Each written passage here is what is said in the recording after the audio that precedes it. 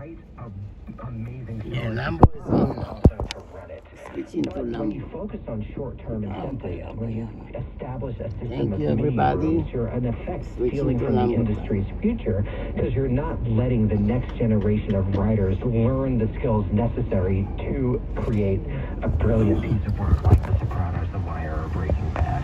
And this really begins to take off after the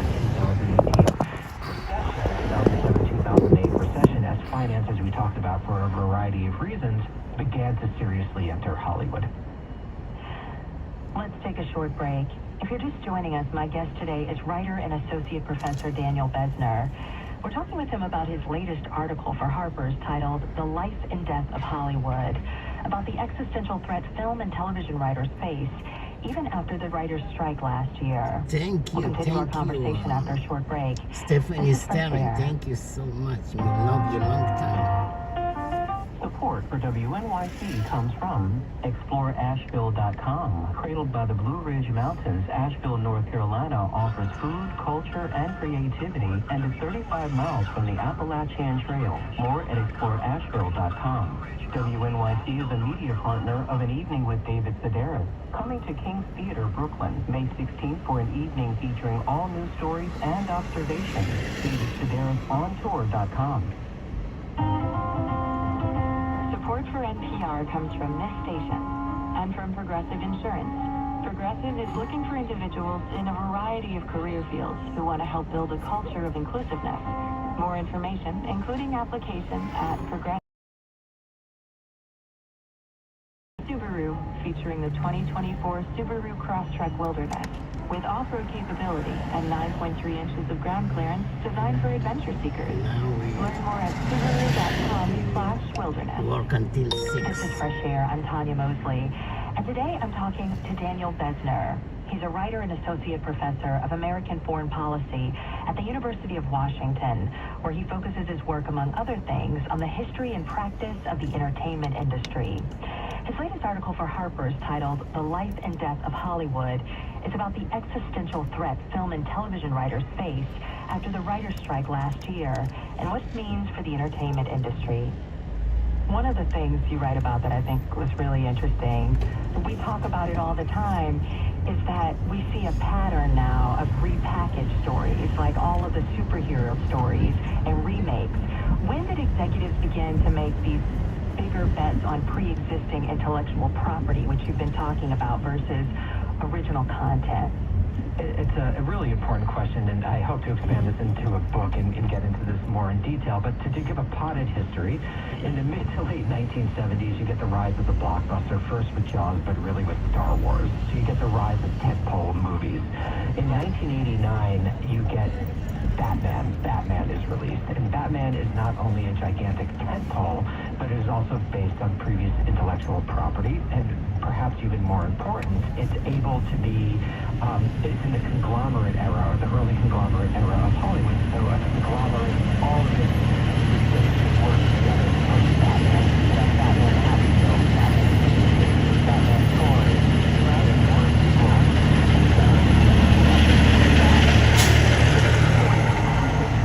because it lets executives realize that there could be significant value in intellectual property, in pre-existing intellectual property, that you don't need to take a gamble on someone like George Lucas, who may have a Star Wars in him. You could take a gamble on stories and characters that audiences are familiar with. Dry run for a story, and you at least have a sense, theoretically, about how audiences will respond to it. You have a sense, audiences like Batman, so they'll see Batman. But another thing that why this gets supercharged as high finance enters Hollywood in the late 2000s, particularly, of course, the Marvel Cinematic Universe. Iron Man is, I believe, released in 2008, so it's happening at the same time, is that you have the money to basically plan out dozens of movies, and you also have IP, intellectual property, as something that is legible to financial investors. It is, in theory, in a business where very little is quantifiable, because it's based on taste, and as William Goldman says, no one knows anything. You don't really know it's going to be a hit.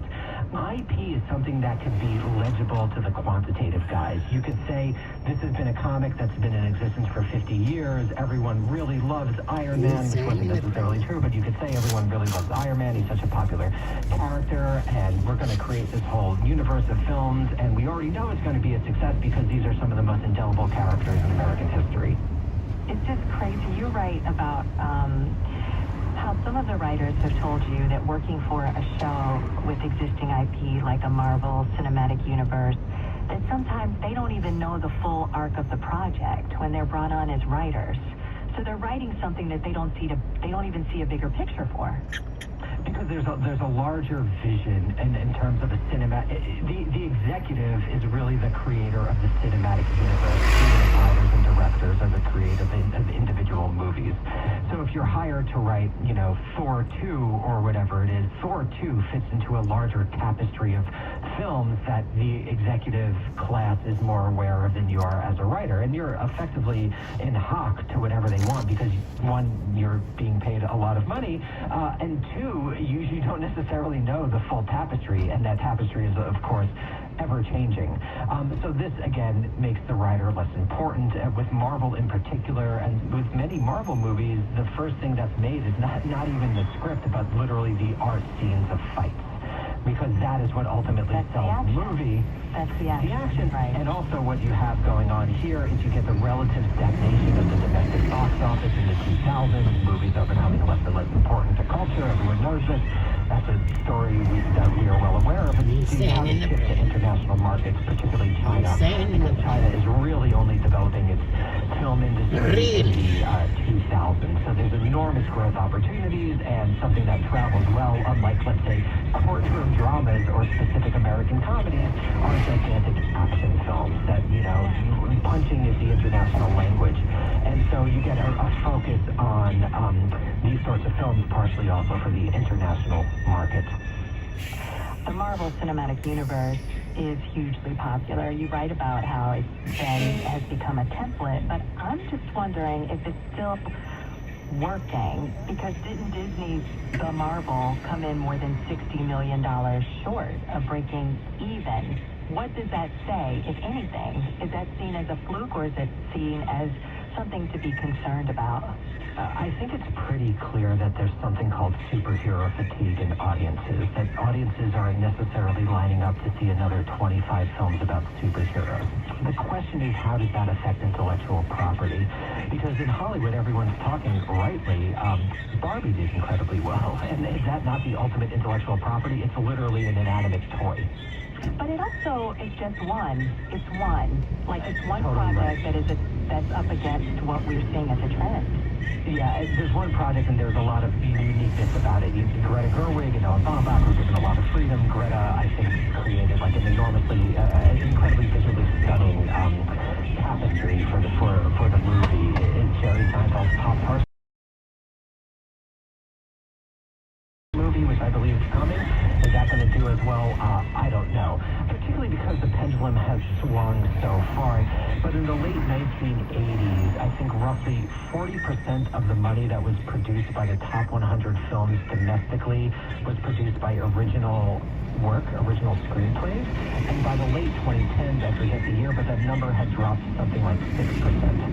So it's such an incredible swing in the other direction that is naturally going to return to some form of normal. People do want original screenplays. What the new normal is, though, I think it remains to be seen. But if I had to guess, I think audiences are a little sick of superheroes, and they might be also sick of intellectual property more broadly, and they might be craving something new. Remains to be seen. Okay, Daniel, we've been talking this entire time about the problems.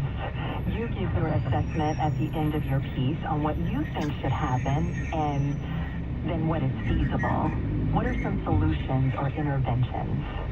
It's kind of funny. I tweeted about this today. I'm like, oh, why do millennials have to deal with antitrust law? We figured out this stuff 100 years ago, but the government needs to regulate monopolies. At base, if you don't realistic is that the possibility that would happen? Almost impossible. And they would also have to regulate high finance. Now the question is, and this ties into broader themes, is that we do live presently in a gerontocracy.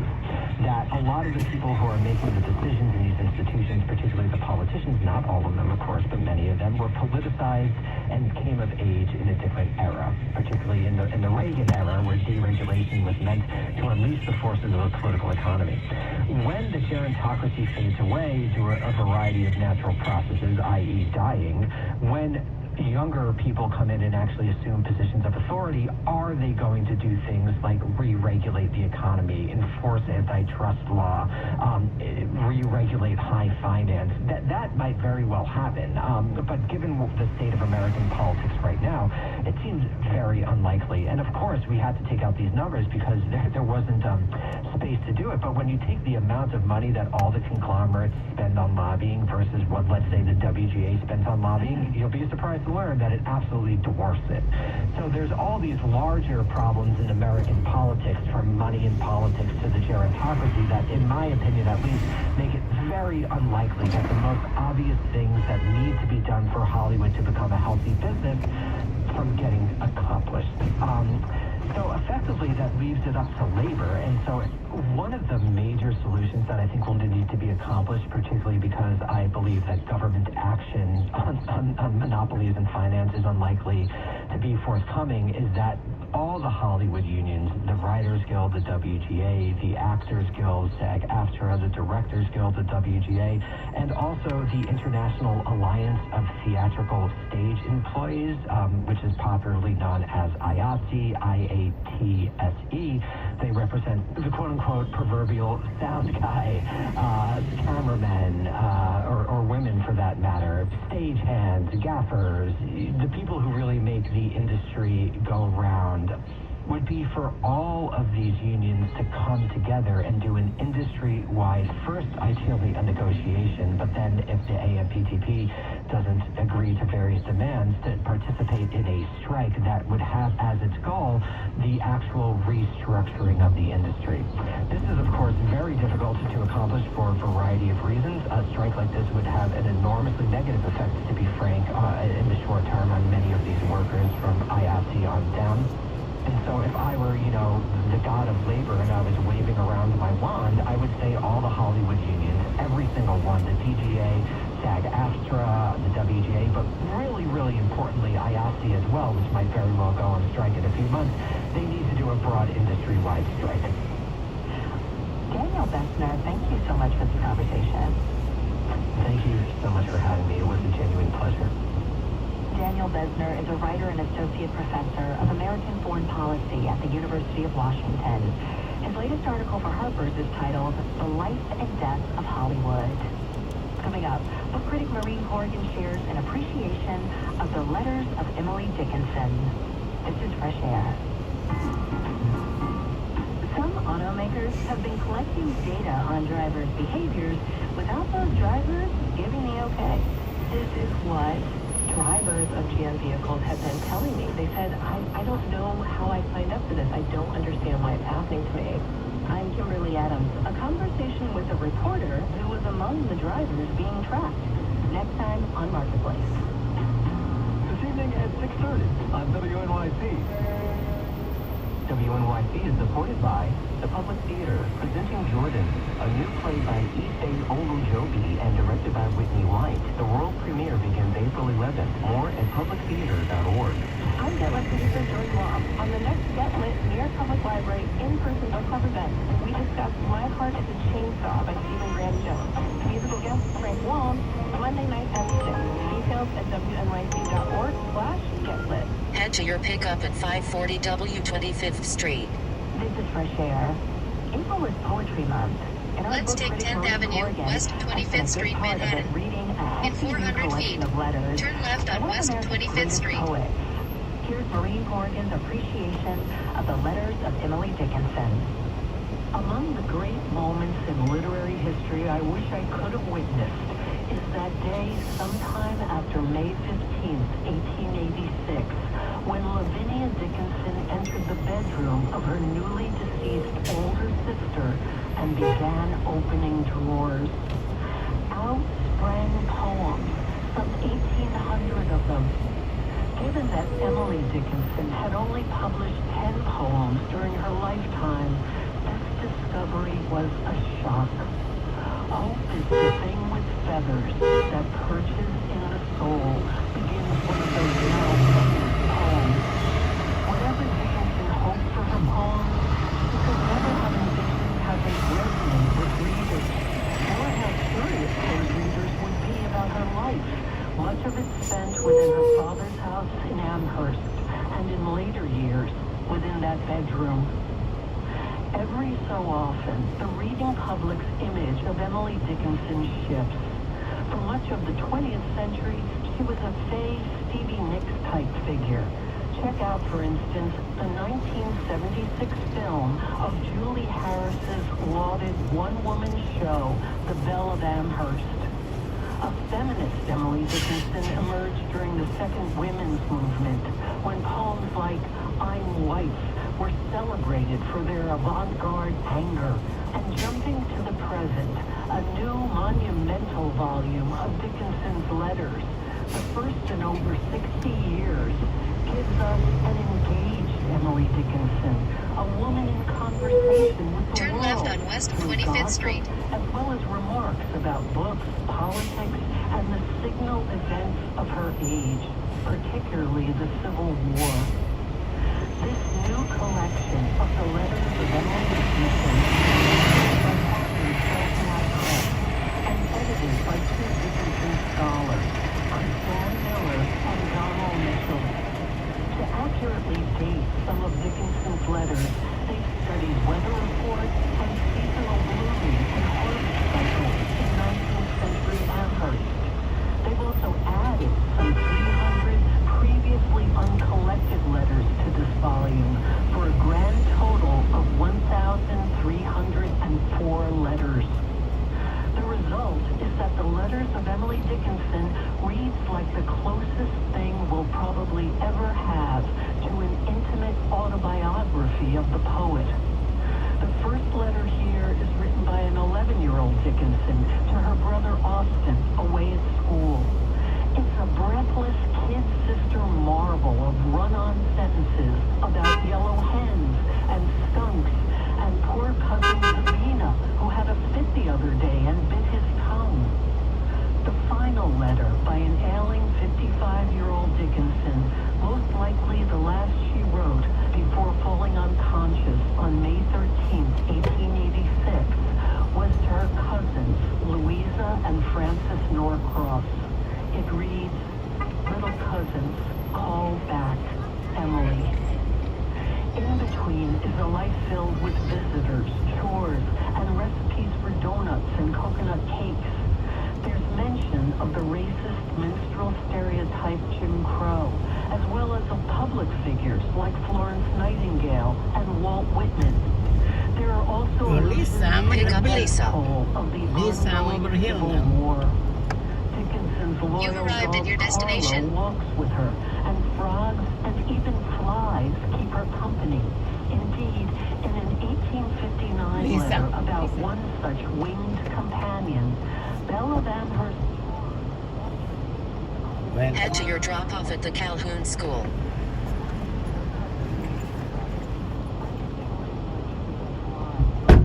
let's go to the school. Okay, thank you. Yep. School is open today. It's parent-teacher Turn conferences. left. Then use the right 3 lanes to My stay to the daughter, right to 11th Avenue. She's in PS11, no school all week. Yeah. What grade is she in? She's 6 years old, like, okay, kindergarten. Yeah. Great. Such a cute age. Yeah, I try to take her. In Queens, there's a lot of indoor playground for kids activity. Yep. But the wife lazy, she don't want to come with us because my plan is to take them, drop them there, and then continue work. But she don't want to come with us. Oh. There's few of them called Kangaroo, Rainbow Castle, and Peekaboo. Oh. There's none in Manhattan. Manhattan, there's one like, say, the studio room, the big studio room, Yep. but it's tiny studio. Are you a teacher or a student? You teacher over there? No, it's my son. Oh, your son. Yeah, Stay to the right to 11th Avenue. I could never be. Then a turn teacher. right on West 24th Street. That's a special. Turn right talent on I West do not have. 24th Street. Yeah, you need a lot of patience.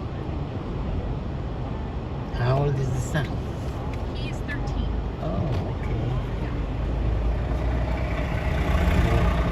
You shop early, I shop late. I shop pretty late for him, and I have an older daughter who's 20. Well, in any way, it's gift from God. Whatever God gives Yeah, you at whatever you any get. time, It's the it's truth. gift. The other one called Giant In Room. 500 You know feet, the Giant use Room? the right 2 It's lanes to turn right on 20th 12th Street, Avenue. On 28th Street. And between 10 and 11. It's called the Giant Room. Oh no, I didn't. I'm not familiar. Turn right on 12th Avenue.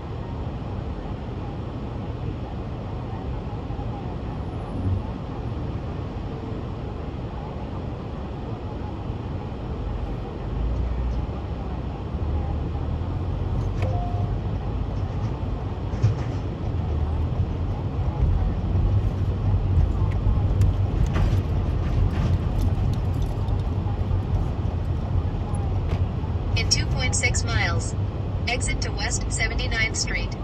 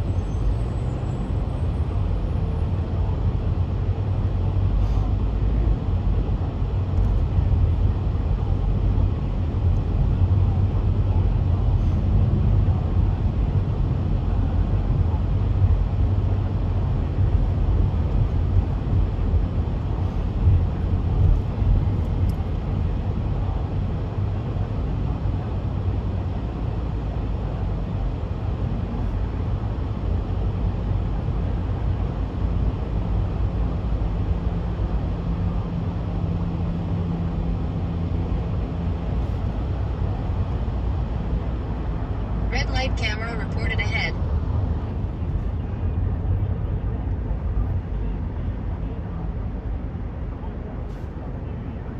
Estimated time in traffic, 9 minutes.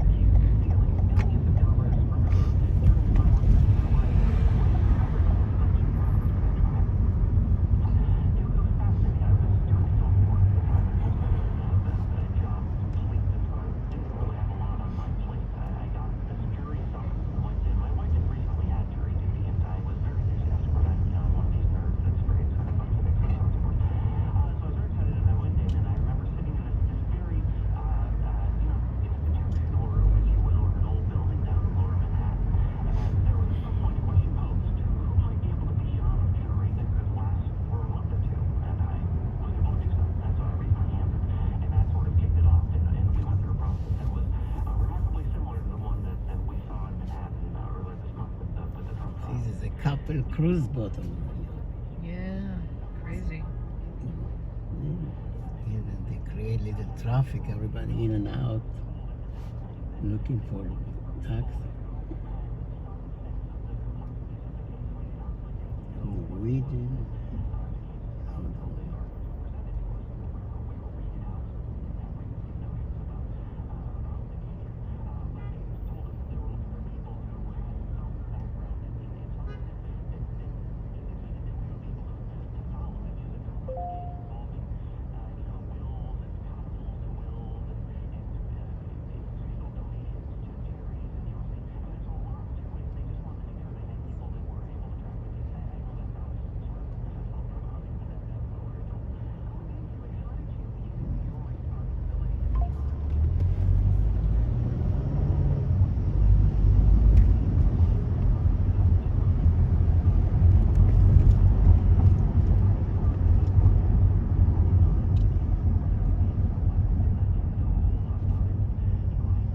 Red light camera reported ahead.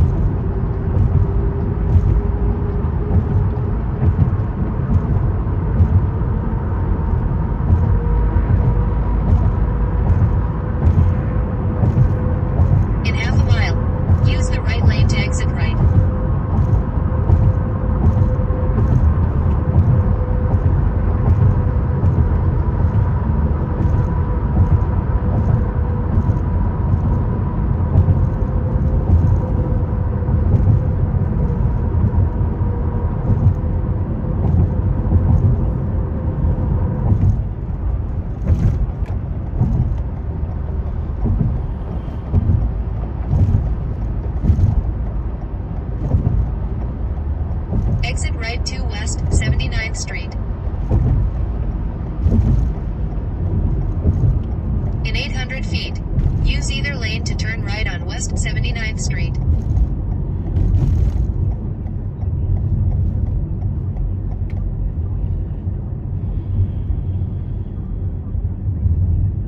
Turn right on West 79th Street.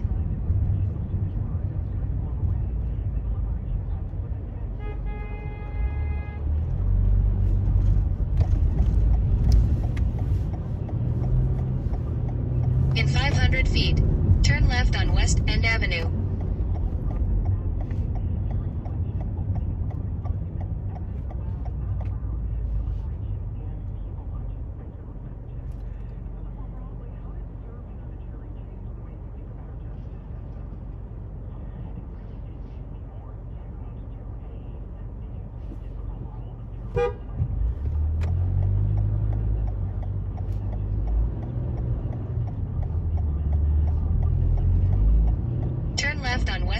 Avenue.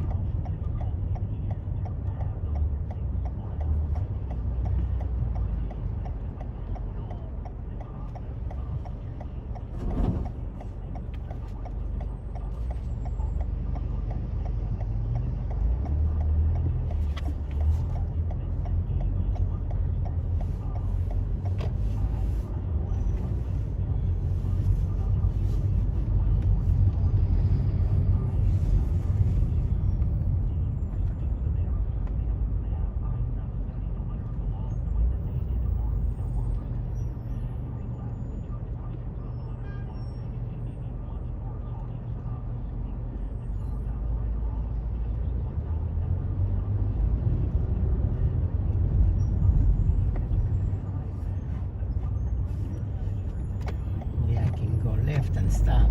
You've arrived at your destination.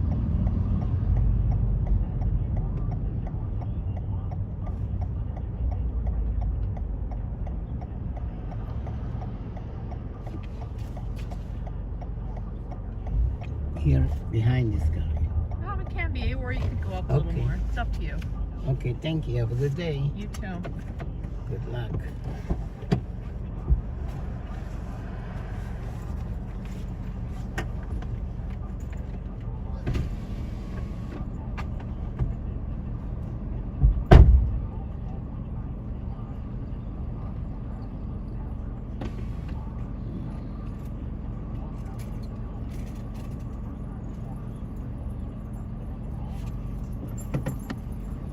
Delivery.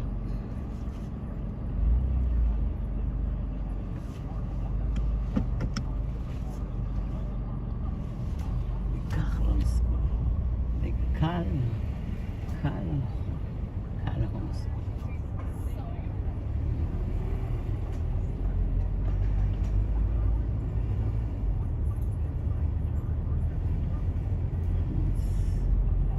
Riverside Boulevard.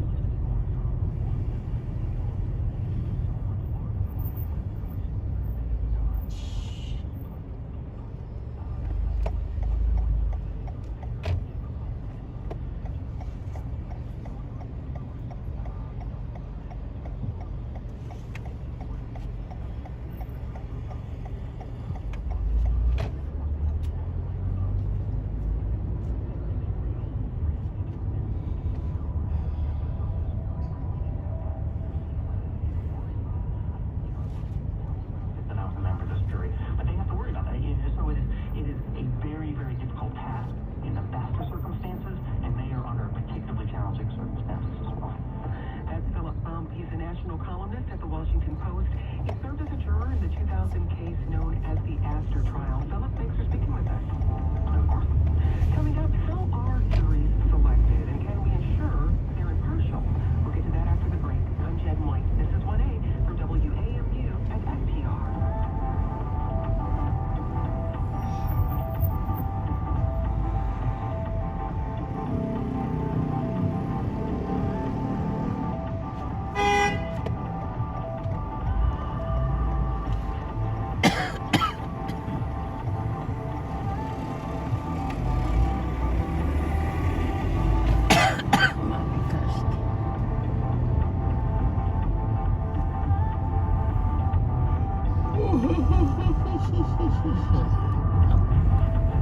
Where's my apple? Alexa, where's my apple? Alexa, wake up.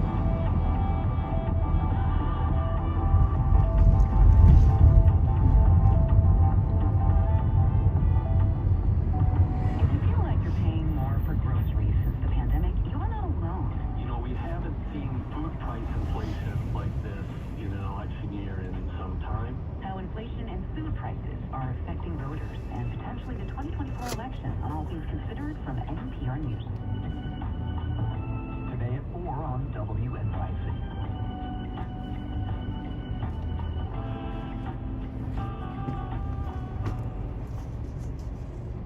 Support for WNYC. Speed comes trap from reported ahead. NJPAC presenting Alvin Ailey American Dance Theater, performing a mixed repertory program including Alvin Ailey's signature work Revelations as well as many others. Mother's Day weekend, May 10th through 12th. More at njpac.org. I'm Nancy Rose sitting in for Tom Power. Saturday Speed trap reported ahead. We'll tell you about the second season of why she's so interested in the lives of the mega rich, and she'll look back on some of her biggest comedy moments. That's coming up on Q for CBC. Speed reported ahead. Tonight at 10 on 93.9 FM, WNYC.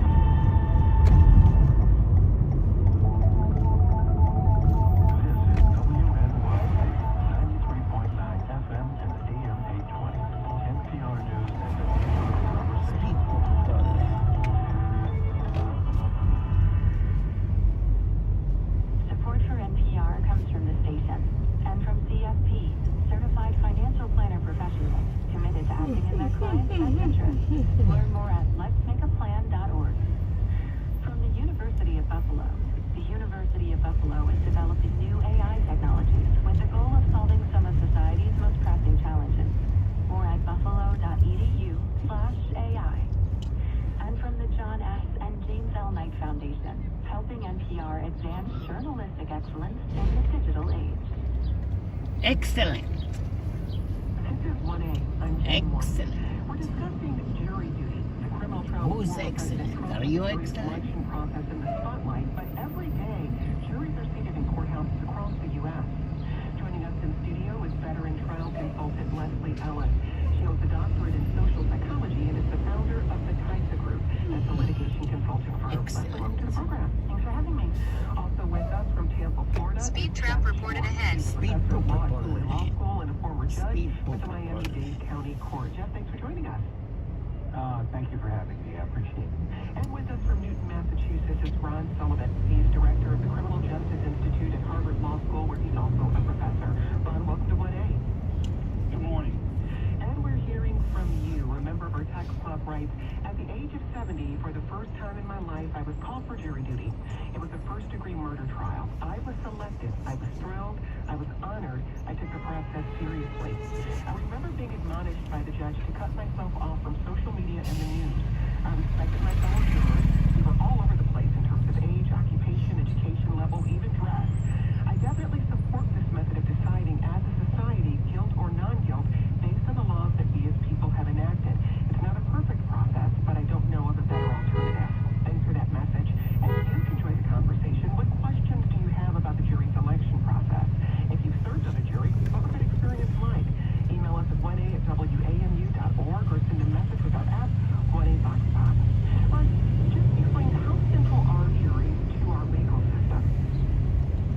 They're absolutely central to our legal system. So we have a system where we believe that we can be judged by a jury of our peers, and that's the best system in the world in order to adjudicate guilt or innocence in the criminal context, or whether to or how to apportion financial responsibility in the civil context. So it has worked well and consistent with your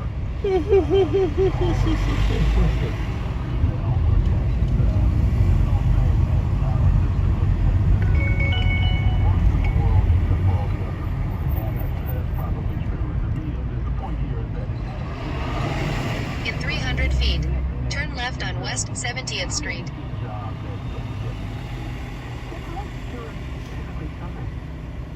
Well, jurors are typically summoned to come to the courthouse either by way of the fact that they have a driver's license or some are taken off of the voter registration. The state of Florida. In 300 feet, turn left on West 70th Street. If you have a driver's license, you're going to get summoned sooner or later. That's how they end up coming to the courthouse. Have you ever been summoned to a work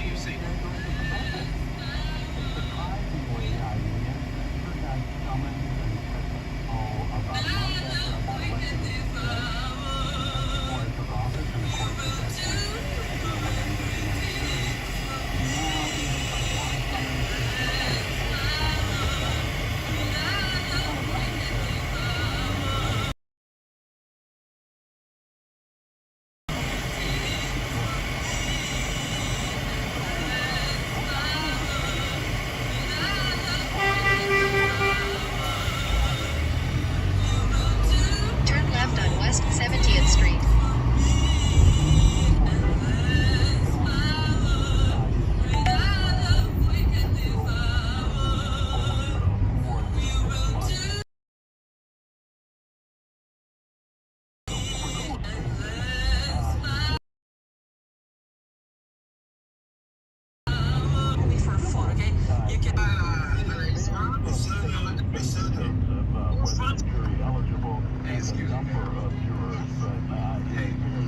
chance, would you happen to have at least some change on you? You need some money? Yeah, just some change. Okay, just a moment. Let me get this straight. Thank you so much. I don't know how much I have, but I got $1. Okay. $1.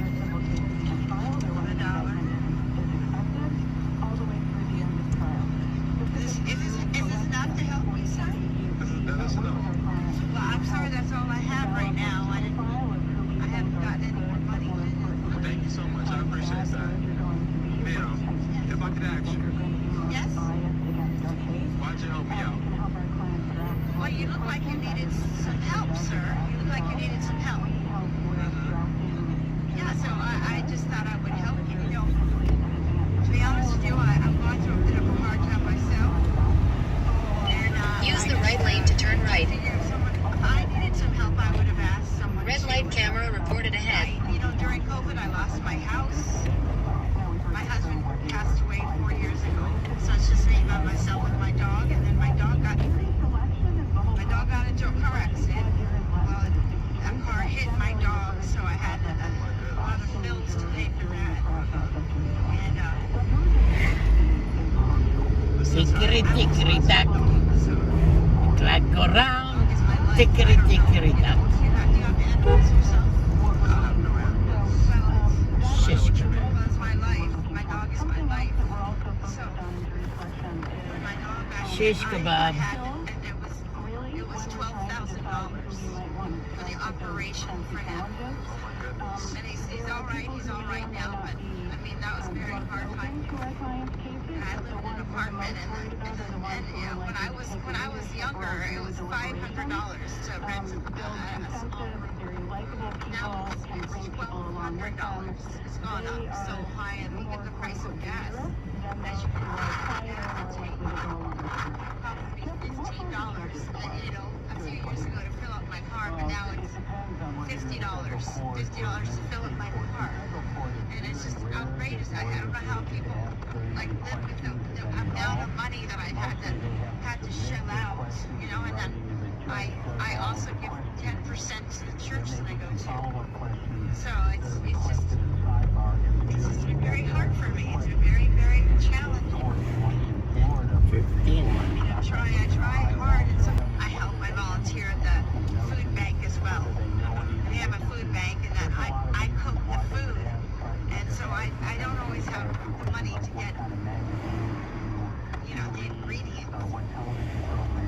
I'm so sorry. I didn't mean to cry, but no, it's just hard. It's hard being by yourself. I'm by myself, really. And I go to church, and I help cook. Anyone who's watched a courtroom drama show has seen these moments. Wendy, welcome. In a quarter of a mile, turn right on Amsterdam Avenue. Busy section here. There's supposed to be simplified ways of exceeding what reasonable room. We didn't understand this instruction. Could you explain it further? Sometimes you'll have to rely upon the instruction. Speed trap reported ahead. You cannot explain any further. Other times, the parties will agree that a further explanation is necessary because of a certain issue, and they participate with the judge in writing a more definitive explanation. And you bring the jury back in and you explain it to them. You really loathe as a judge to go beyond that because that's where error happens in a lot of trials. When you try to explain things to a jury. Turn right on Amsterdam Avenue. That gives the defendant, especially the defendant if he's convicted, a basis for their appeal. So you have to be very careful. The one thing that you learn as a judge, especially if you're an elected judge, you always win the trial because when it's over, there's 6 or 12 more people that are going to vote for you because they like what you did. So that's kind of the way you have to look at it. Ron, you worked as a public defender in D.C. You selected more than 100 juries for trial. When you were going through that process, were there certain characteristics that you kept an eye out for in a potential jury? Indeed, but it really was dependent on the type of case. So, by way of example, if there was a case where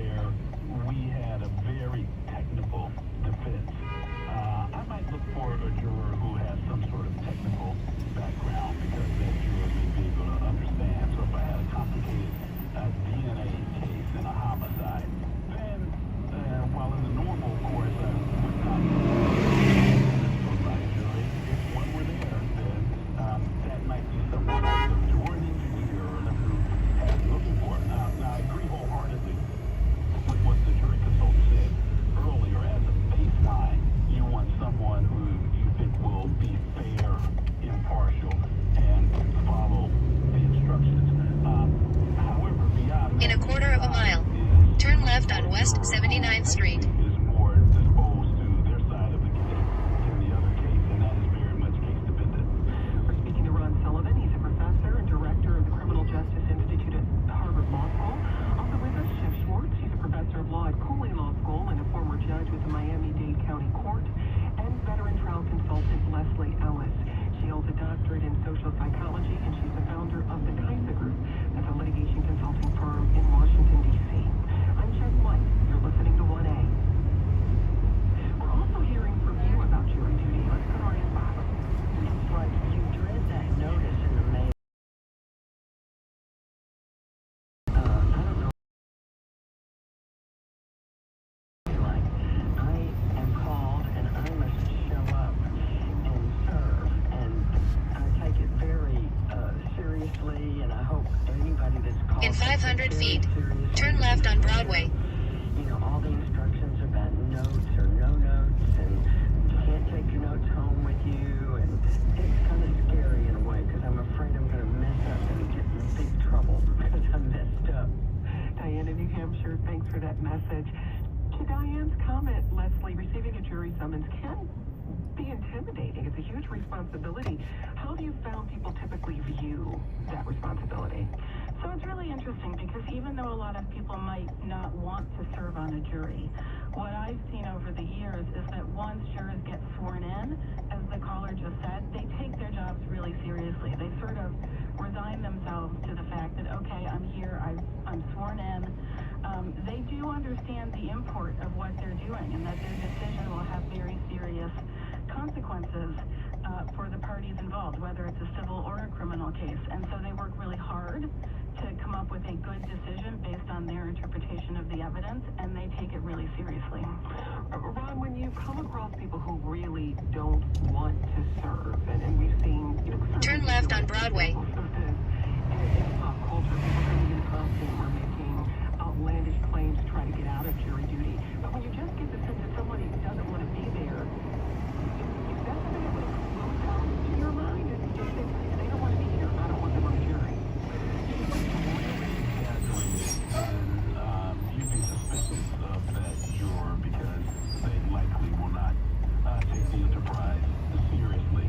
However, I will say that Are you welcome? You've arrived at your destination. Take really care. do not want to be on a jury, but there is something about the process of jury service that really turns people You don't know around when. and encourage them to take it seriously.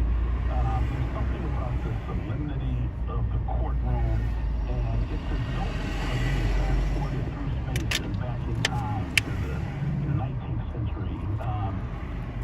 There are odd words and odd norms and behaviors, and it's just an awe-inspiring experience.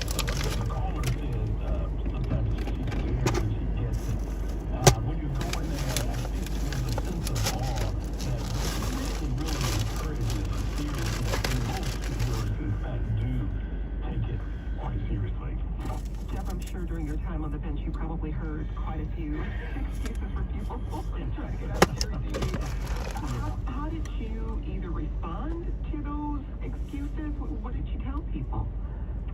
There are some people who honestly have a problem with the idea of judging other people's actions, and those are the religious or moral objections, and those are the kind of people that obviously are excused almost immediately when חג שמח, מה שלומך? And he said very מה אני? he asked for Diane to kill the Jews. אבנר, כן, כן. מה קורה? חג שמח. אבנר, מה קורה? בסדר, הילדה בחופש שבוע. אז מה אתה עושה? בבית עם האישה, מה אני אעשה? תשמע, המנעול של דירה A של הדירה שלי, זאת אומרת, דירה C, לא יודעת מה, אם נועלת אותו אני לא יכולה לפתוח מקדימה. אני יודע, הוא דפוק. אמרת לך משהו דפוק בו, צריך להחליף אותו. אתה יכול להחליף לי? תעשי ללקסמית הישראליה, הוא שיבוא להחליף. למה? אתה לא יכול להחליט? איזה דירה C? כן. מגיע לי $250 מהאי, למה שאני אעשה לה עבודות וזה בחינם? האי חייבת לי $250 דירה C. אבל זה לא לה, זה אתה עוזר לי. למה לה? כי אחר כך היא תגיד לי, יש לי את המפתחות שלה, העסק של המפתחות שלה, לא רוצה להתעסק עם הבחורה הזאת. היא אישה רעה. לא, דווקא אישה מאוד טובה. בסדר, אבל היא חייבת לי $250, שאת חייבת לי. היא לא חייבת, למה לא? אמרת לה מהיום הראשון. זה ידוע, זה לא ידוע. זה כלל ידוע. היא הבינה. או אני ציווחתי את העסקה, או שאת או שהיא, אחד משניכם צריכים לתת לי את $250, כי אני עבדתי על העסקה הזאת, פרסומים וסידורים וטלפונים וזה וזה. אז זה העמלה שלי, את מבינה? את בריליסט, את יודעת. תחפש עכשיו לדירה T, וכשתמצא דייר לדירה D, אז חצי הדייר ישלם וחצי אני אשלם. אתה מבין? לא. אז מה, אז את עם 250 והוא גם 250 בסדר, לא, אם תמצא דייר לדירה D, חצי, 125 או 130 אני אשלם, והדייר ישלם 130. אתה מבין? אני כבר התייאשתי, אז אני הפסקתי לפרסם, כי לא שילמו לי. אבל הפרסום לא עולה לך כסף, anyway. לא, אבל זה זמן, וזה טלפונים, וזה לעצור עבודה, ולדבר, ולהראות, וזה וזה. בכל מקרה, אמרת לך, הוא יש לאקסמית, הוא ישראליה, הוא מכיר אותך, הוא עושה לך תמיד דילים טובים, תקשרי אליו, הוא יעשה עבודה מקצועית, אני לא יודע אם אני אעשה עבודה מקצועית, יכול להיות שיש בעיות. וגם אם היא תראה שאני מחליף, היא לא תישן בלילה, היא תגיד, יש לו את המפתחות של הבית שלי, אני יודע מה. את יודעת איך. כן, לא יודע, אני לא מסתדר איתה. אז אם היה דירה... השנידי, אולי סיפור אחר. בכל מקרה, אז את רוצה את הטלפון שלו, של הלקסמית? הוא לקסמית טוב. איך קראו לו? שכחתי. לקסמית, בוא נראה. בקונטק. לקסמית.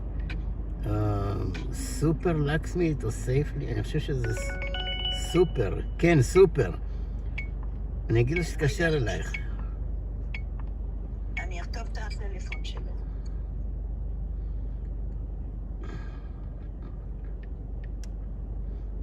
רק רגע. עליזה, גיל, 917 656 7221.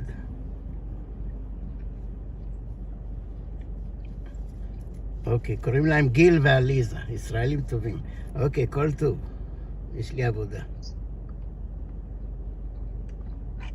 חג שמח. In 600 feet, turn left.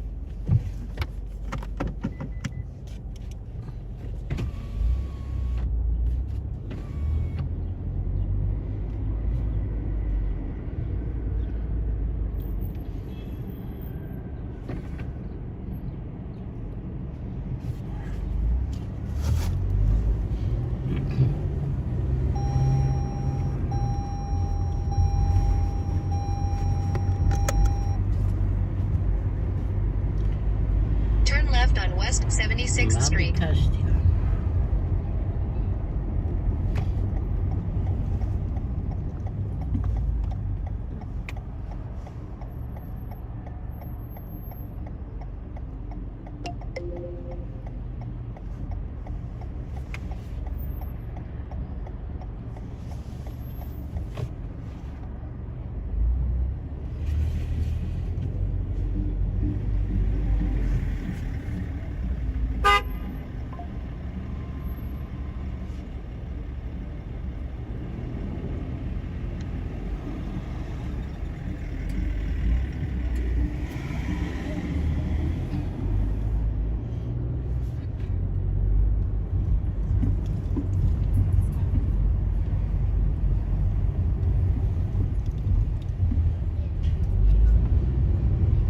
ביקשתי.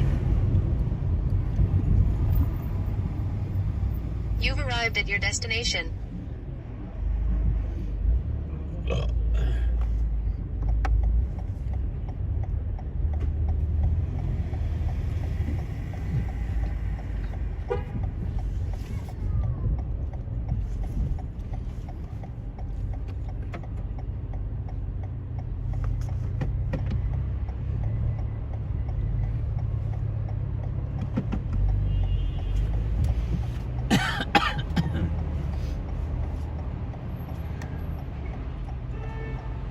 Joanna.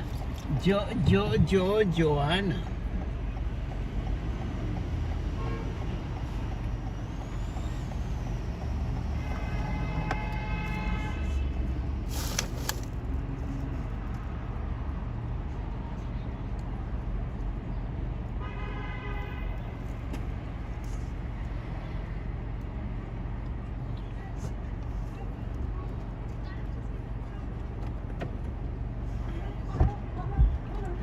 Jane, welcome. How you doing? Welcome back. You come, you bring the sunshine.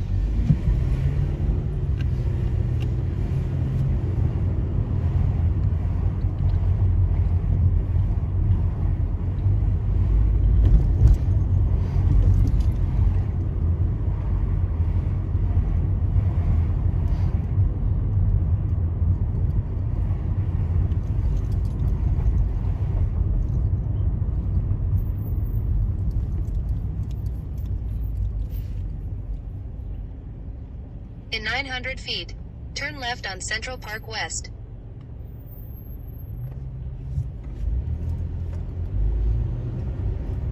Joanna.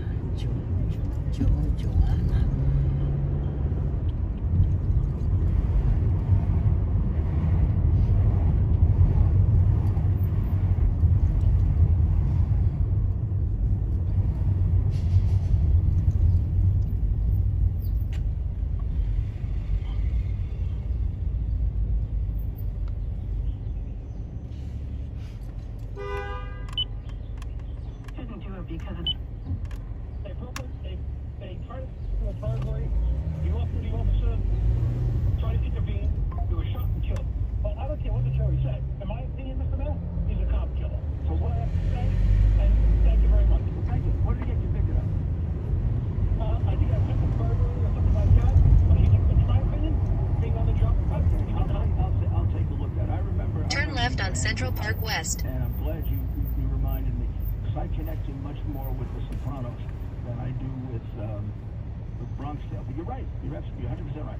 Paul. Yes, good afternoon.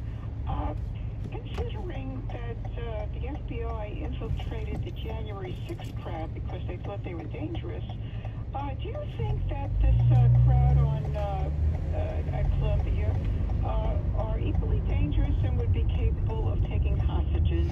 And In a quarter of a mile, turn right on 79th Street transverse. Well, I have no doubt that the FBI should infiltrate them. I said yesterday that I thought two things should be done. They should all be identified. Those who are not here, who are not American citizens, should be immediately put in prison. In 1,000 feet, And they should turn be, right. Given a summary deportation hearing under the power of the president, which would be their president.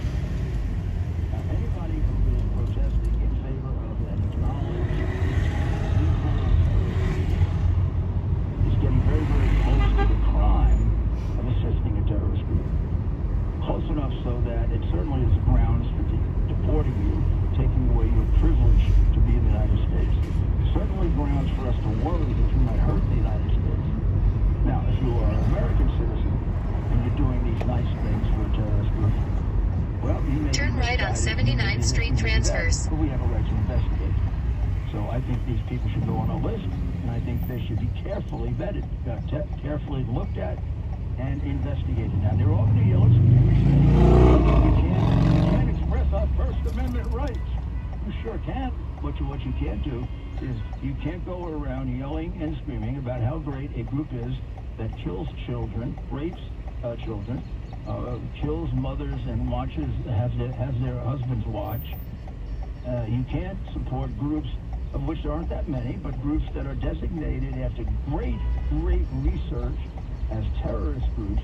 You can't support those without the public taking its own safety into consideration and wanting to know who the hell you are. I mean, sometimes right of free speech doesn't mean you can speak anonymously. The right of free speech sometimes means you have to stand up for what you're speaking about. So if I say that because you're supporting a killer, right, there's a chance that you yourself may be associated with that killer, and I want your name and take a look and see if you're associated with it. That's a reasonable act to take for law enforcement. And it doesn't. In 3/4 of a mile, turn right on Park Avenue. If you're going to say it and you can't stand up for it, how much is it worth? Watch out, hazard reported ahead. Anonymous sources were worth very little, right? Turned out in the Trump case, the anonymous sources were all lying, but that sheer Pelican was he was the guy that had Trump offered a quid pro quo to the president of Ukraine. He didn't offer him a quid pro quo. He didn't offer him anything. He didn't offer any money. He didn't offer anything. He just asked him to take a look at something. Now you go look at Trump and Biden. That's exactly what Biden did. So, yeah, you got to look at these rather carefully. Let's go to Jimmy. Hello, Mr. Mayor. I'm hearing a lot of people now talking about the threat from radical Islam, and they're mistakenly referring to them as Islamo-Nazis. Now, I understand the hatred they have for Jews is just like the Nazis, but this whole organized movement, the coordination, it's Islamo-Leninists. When you have Jewish people in 1,000 feet, turn right on Park Avenue. They're not Judeo-Nazis, they're Judeo-Leninists, just like we have Christo-Leninists, Christians who work with communism. And I have Soviet publications where the Soviets, all the way back 1920, 22, they were working with Muslims. And the Muslims accepted the Soviet Union and then put out fatwas on other Muslims who don't accept Soviet control. This is in writing from the Army publications. Let me ask you a question about the history of this. Now, there was that period of time during, leading up to and during the Second World War, when the Grand Mufti and some of the high-level Islamic clericals went to visit Hitler, made common cause with Hitler. So there was a pretty close connection with some of the Arab world and Hitler. So the Arab, is that what they're confusing? Well, see, they're not wrong about that. But there's no more Nazis. The weapons, the training, the coordination now was built by the communists. 37 years ago, when I first started calling talk radio, I was talking about the Soviet hand and the Muslim glove. I was warning about Chinese communist operations in America and around the world. It's one communist movement. Doesn't matter, Chinese, Russian, American. So it's not like American Marxist, Russian Marxist, Chinese Marxist. It's world communism. I've been to a meeting several years ago at a place in Brooklyn. The Brooklyn Commons used to be called the Brecht Forum. They put out that newspaper, The Independent, INDY. I went to hear a spokesperson for Hamas. Their propaganda is excellent. It is propaganda, but it's excellent. When you see people out there, non-Muslims, supporting radical Islam, they're not supporting Islam. They're supporting the idea of revolution against the West. It's a communist revolution, and of course, Israel... Turn right on Park Avenue. The Nazis reached out to Mexico about taking back the 6 or 7 southwestern states of America. So the Nazis worked on anybody who was going to work against the British, work against America, and that's what the communists did before that and after that. So the communist connection was from 100 years. 100 years in the making, in writing. And with Bella Abzug and Betty Friedan, 2 Jewish women, they supported Hitler, not because they were Nazis, they supported Hitler because they were communists and Hitler was attacking the capitalist countries. When Hitler then invaded the Soviet Union... history. It's amazing. They all flipped around. Invaded the Soviet Union, then they were calling for war against Hitler. Right inside the eyes, right inside the Roosevelt administration, that happened also. I mean, we'll cover that at some point. We have... In 1/4 of a mile, turn left on East 72nd Street. Well, we'll take a short break and we'll be back with the mayor's final thoughts. Rudy Giuliani.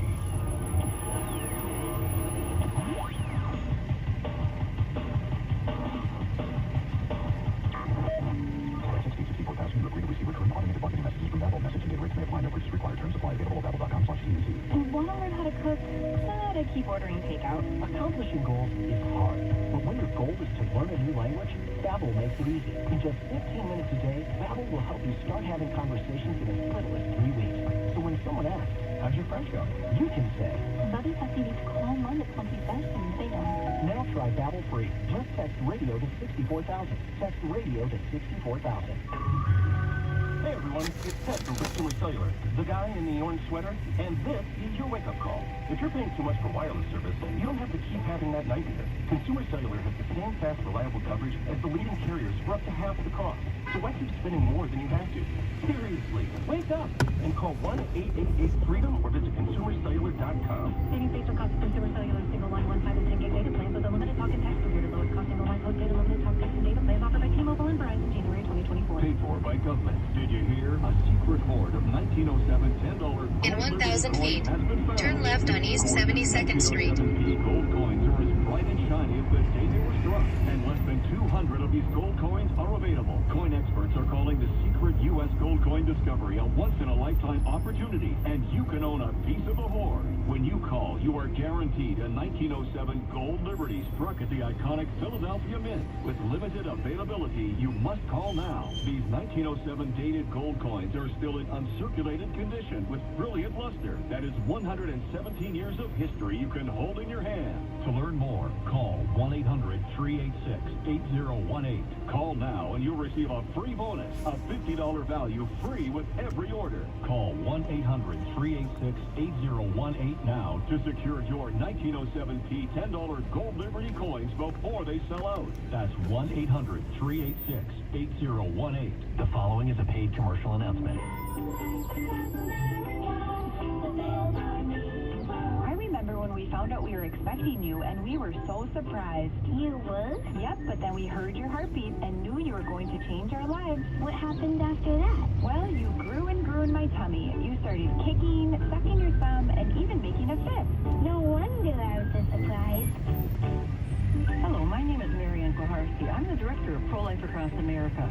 We know every baby is a miracle and has the potential to do great things.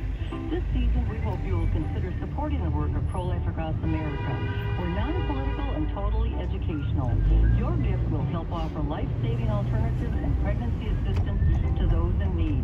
Visit our website at prolifeacrossamerica.org or like us on Facebook. A baby's heart is beating 18 days from conception.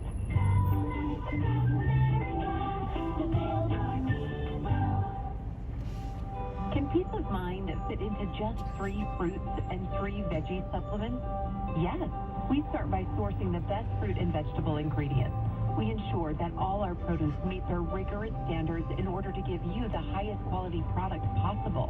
They are then washed, cut, and put through an advanced vacuum-cooled process that removes the water using pressure. We then take great care in grinding them into a fine powder. These powdered ingredients are then mixed and encapsulated, locking out air and moisture. The capsules are then bottled and shipped right to your door, so you can experience your own personal Balance of Nature success story. I've looked at other supplements out there, and they don't have what Balance of Nature has. Balance of Nature really was the game changer. I'm serious, it works. Go to balanceofnature.com and get 35% off plus $10 off any additional sets as a preferred customer by using discount code WABC. Now, it's time for the Tunnel to Towers Foundation Mayor's Final Thoughts. Turn left on East 72nd Street. I have a question that I am intrigued about. So let me tell you first, Keep2Keep.org. You make sure you get to Tunnel to Towers. In 900 feet, turn left on 3rd Avenue. So that our first responders who are injured in the line of duty or pay the ultimate price, they have the mortgages paid off on their homes, they have the ability to have smart homes built so that they can have maximum amount of independence, or we all work together on reducing and eliminating a disgrace on this country, which is veteran homelessness.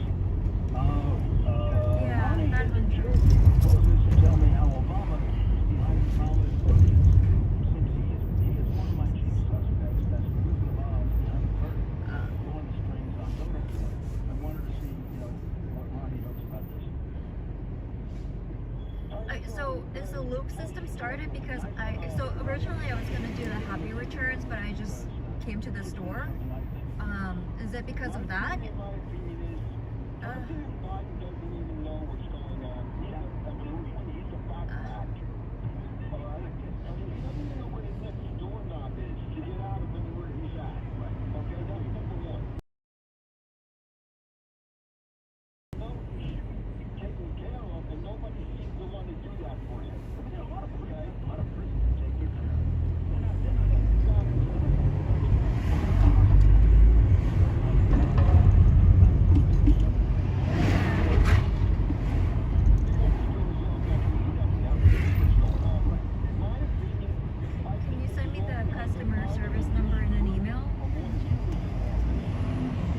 Left on 3rd Avenue.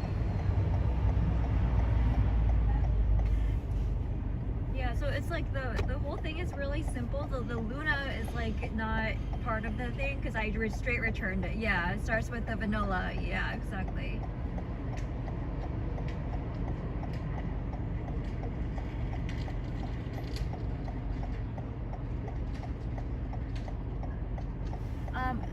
Yeah, if you could send me the phone number because I just don't have a pen right now. Yeah.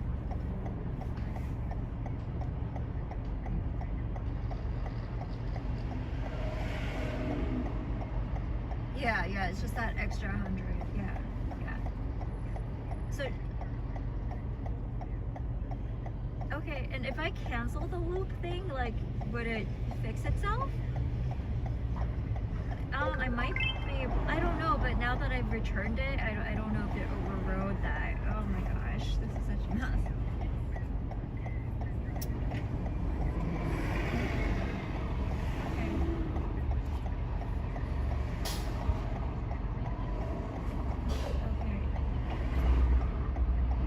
Okay. Alright, so yeah, if you send me the number, I'll just call them. You want left side or right side? You've arrived at your destination. You want left or right?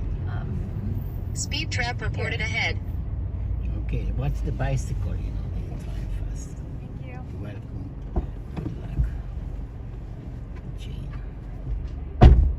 Joanna. Joanna. Joanna. Joanna. Joanna. Joanna.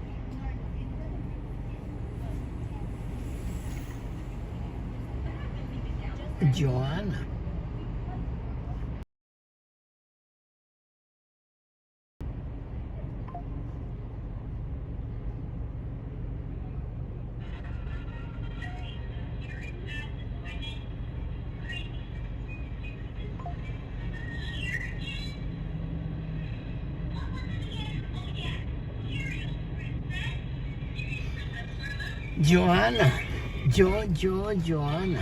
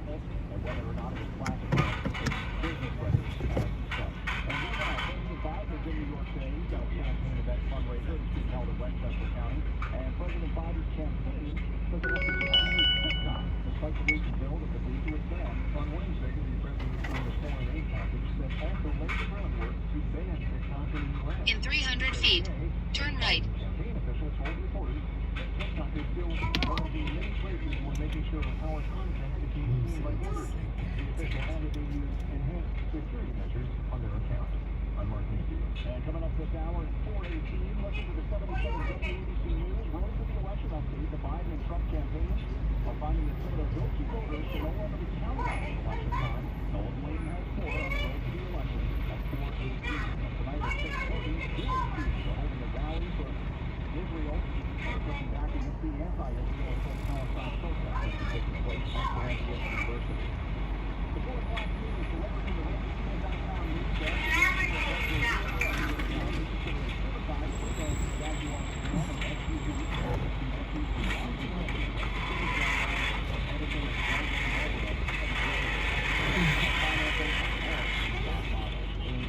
We're getting closer to finding out who the latest members of the Jets and Giants will be, as tonight in Detroit, the NFL will host the first round of its player entry draft. The Giants pick 6, the Jets slated to pick 10.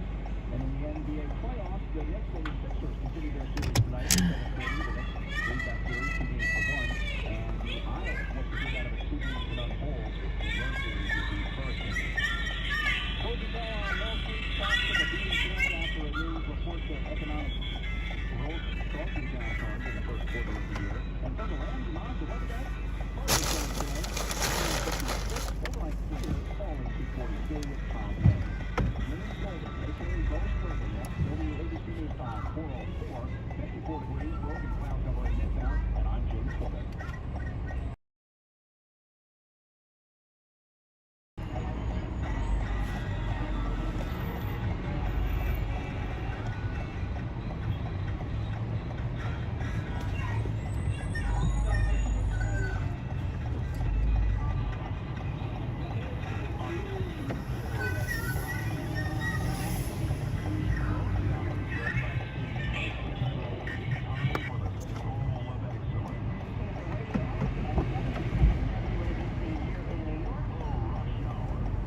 How you doing?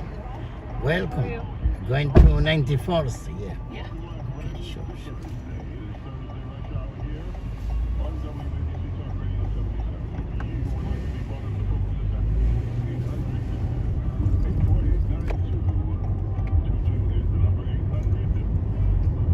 In a quarter of a mile, turn left on East 79th Street.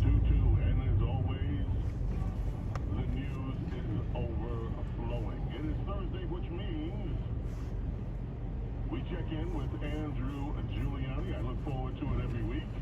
And this week, Andrew, welcome. We can begin with the court activities at the highest court in the land. The Supreme Court today, Andrew, heard the case of immunity regarding President Trump, whether former President Trump, and whether this case, this ridiculous case that's being laid against him by the justice department. When you say ridiculous case, there's so many. But the one In 1,000 feet, turn left. What are your take on what we've read so far about what happened at the Supreme Court today? Well, James, as always, I think the judge got writing a historical decision with whichever way they decided this case. And from what I've seen, the Jack Smith team, if you will, they have been trying to make the case that this will not open the door to future presidents as they've left office being prosecuted, or other leading candidates for president being prosecuted. Turn left on East 79th Street. Looking at the timing of so many of these cases that came up, you could take the one in New York as a perfect example. How can you not make the case and see that the reason why this case is being brought is because Donald Trump is the lead candidate for president of the United States? The Southern District of New York, passed on this. I'm walking on the streets and they heard Donald Trump, and I had a couple of people that just yelled, "Go get him, Trump." So just letting you know, that's where the background noise is there. But looking at the Southern District of New York, they passed on this case. That's the Biden Southern District of New York in 2021. Science passed on this case case when he was former district attorney in 2021. Alvin Bragg even passed on this case in 2022. It's when Donald Trump got ahead in the polls where they realized we need to do something about this. And they actually sent the number 3 guy in the Justice Department, the Associate Attorney General, a guy named Colangelo, down to become an assistant district attorney.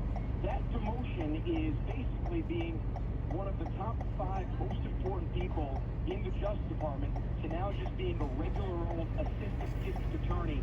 There is no precedence for that in the history of our justice system here in the United States of America. So I think these justices truly realize just how consequential this decision is when it comes to these political prosecutions and future political prosecutions as well. Now, one of the things that I love is the bit of analysis, Andrew, that the Supreme Court today indicated... Oh, shit. I'm so sorry. Could you possibly take me somewhere else? Okay. I forgot something at a store I was just at. Okay, so you want to go back where I pick you up? I was at, like 71st and... 71st and 3rd Avenue? Yeah, sure. I'm so sorry. Forgot something there? What you forgot? Cell phone? No, a gift I bought. Oh, really? Call them, make sure they put it aside. One of the contentious moments of today's case apparently came when the president's attorney... It's good you realize now and not we pass to the west side. Sorry. No problem, all good. Get the boss, it happened.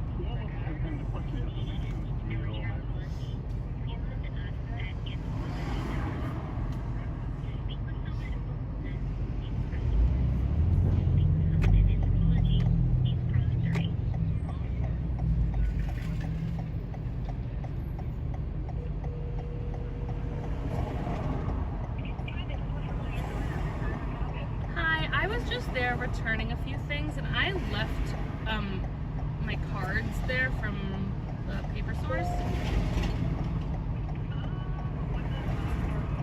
It's like in a paper source, like not a bag, it's like an envelope slip. I had my phone on top of it. I was just there like 10 minutes ago. It's like right by the register. In 500 feet, turn right.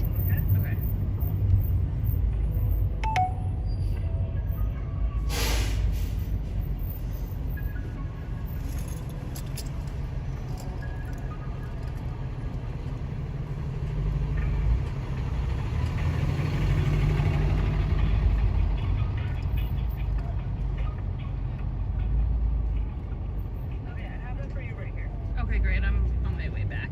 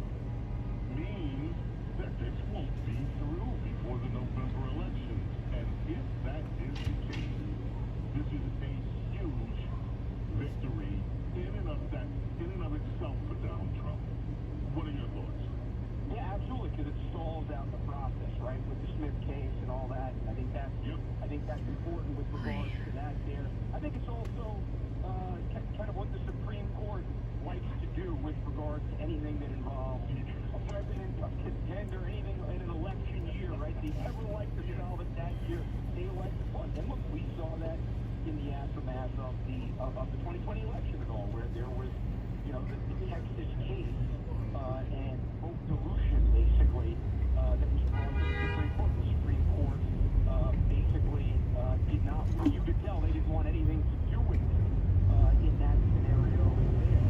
So I think the point that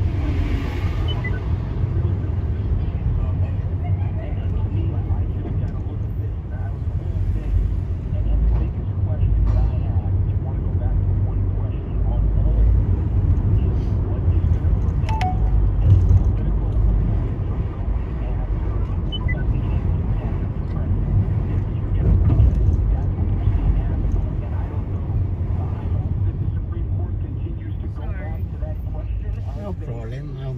left on 70 and left on Third Avenue, and the store is on the left side. But since the internet, WhatsApp, messages, people stop using card. People just, send message digital. You do like the old-fashioned way. Yeah. Yeah. What is somebody birthday? My mom. Birthday? Yeah. Happy birthday, Mama. Everybody love Mama.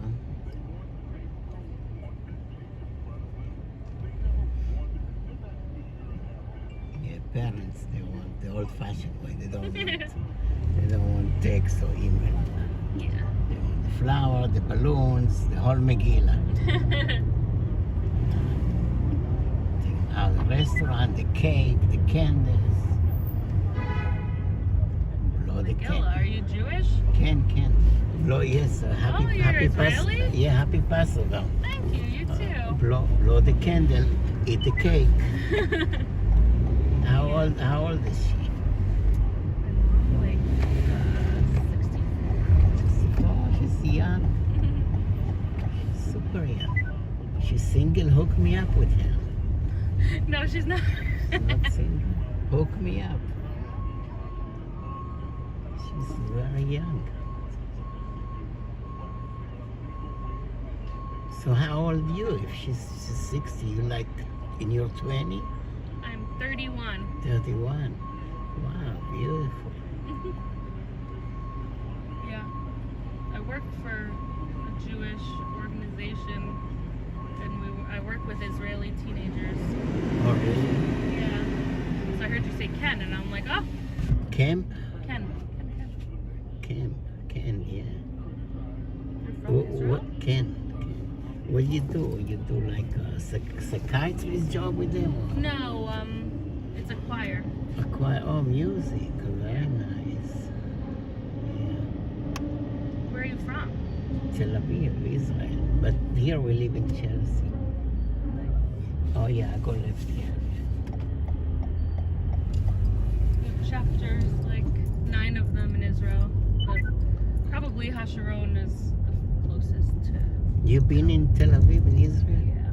Oh, מדברת עברית קצת? שלום, מה נשמע? בוקר טוב. Yeah. I know all the little words. Oh, קצת. Some of them. Very nice. You're משפוקה.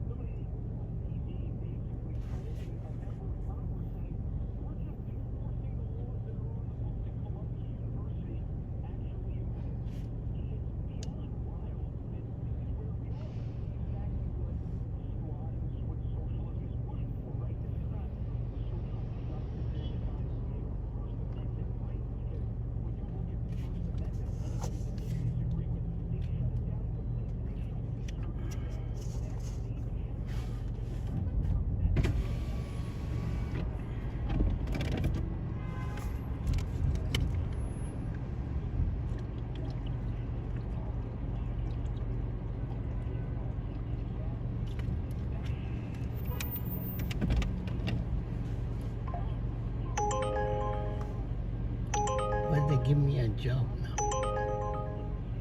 I'm not gonna accept it. I have you as a client already. They're assuming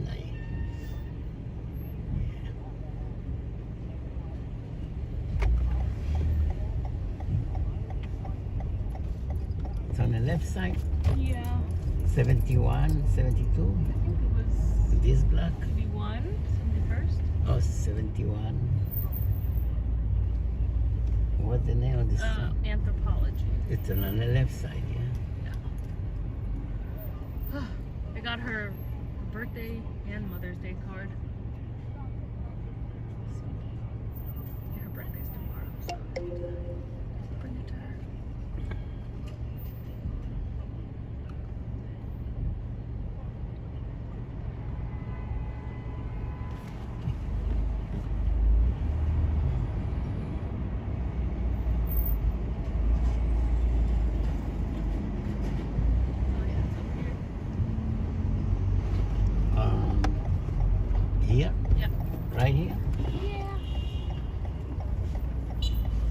Okay, see you soon. Don't forget me. Oh no, I'm just gonna Watch the bicycle. I'll come right back. Yeah, sure. Thank you. See you soon.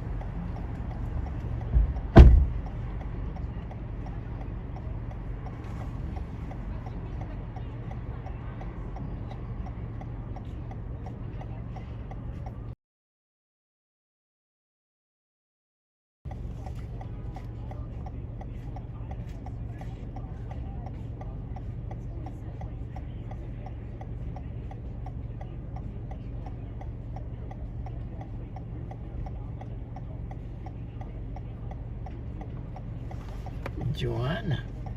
Joanna. Daniela.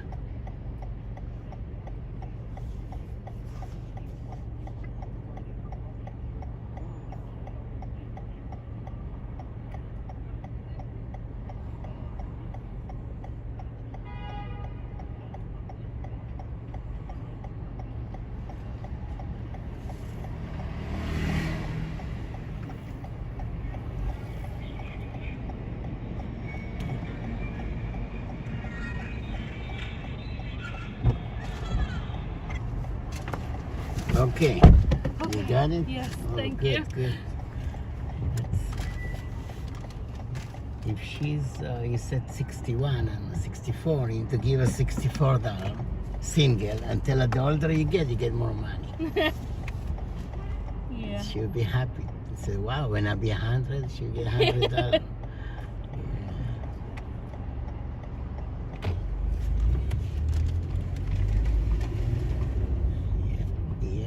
Yep.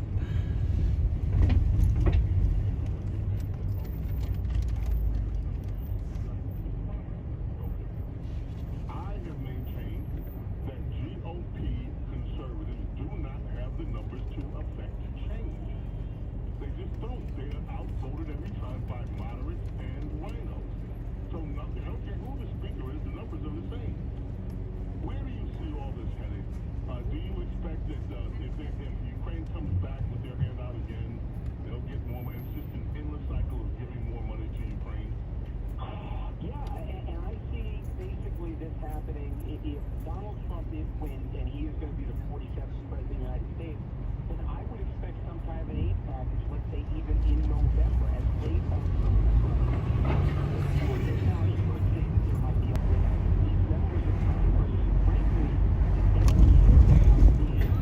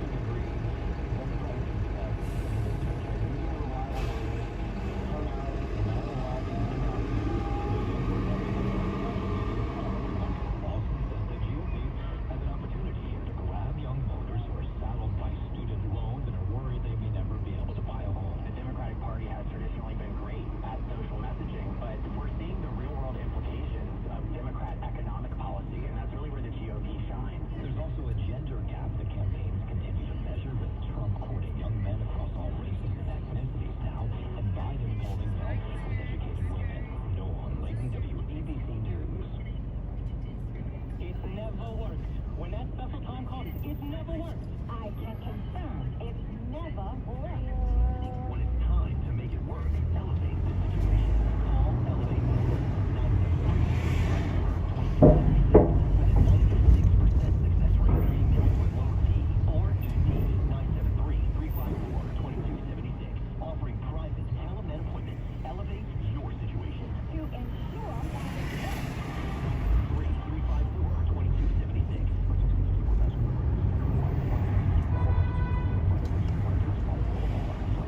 And want to learn how to cook? How to keep ordering takeout? I plan to rearrange my closet, but I promise you goal is hard. But when your goal is to learn a new language, Babbel makes it easy. In just 15 minutes a day, Babbel's award-winning language learning app will help you start speaking another language. Start having conversations in as little as 3 weeks. Comment tu t'appelles? Comment tu t'appelles? Vous êtes tout. Vous êtes où? Babbel's bite-sized lessons make it easy to learn words and phrases you'll actually use. So when someone asks, how's your French going? You can say, Ma belle est adolescente qui facilite grandement l'apprentissage du réveillon. Et cela nous prend 15 minutes par jour. when you want to really learn another language, it starts with Babbel. Now try Babbel free. Just text radio to 64,000. Text radio to 64,000 to try Babbel for free. Text radio to 64,000. Sid and Friends in the morning. Big Thursday show, the Speaker of the House, Mike Johnson, made his debut a day after he visited Columbia University. Some elected officials in the state of New York, they're not calling this for what it is. Chaos is not an American South.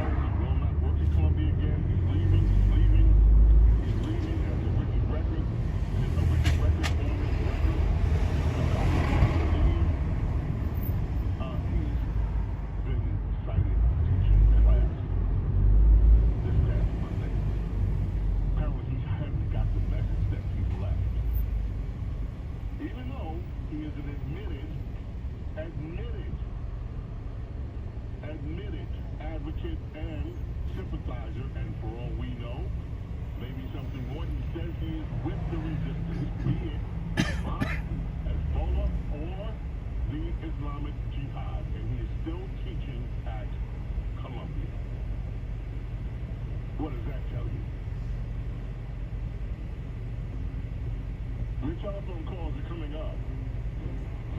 Birthday today, Steve Perone. Former drummer with the Average White Band. Best known as the drummer for Tom Petty for the past 25 years. But there's a reason we're playing this. He's also an amazing session drummer. I know because I saw him at a session. But some sessions connected with this album by Chaka Khan that Albert Erdogan produced. Omar took me to some sessions. And this band was amazing. Steve Perone on drums, Hiram Bullock, the late Hiram Bullock on guitar, Anthony Jackson on bass. He's also played with Duran Duran, Stevie Nicks, Christy McVie, Slash, Eric Clapton, Bee Gees, Squiddy Politti, Aerosmith, Johnny Cash, and so many others. Happy birthday to Steve Perone. Amazing drummer here on WABC, checking in with traffic. And Kim Commando. Then your telephone calls here on both Early Rush Hour. Keep it right here.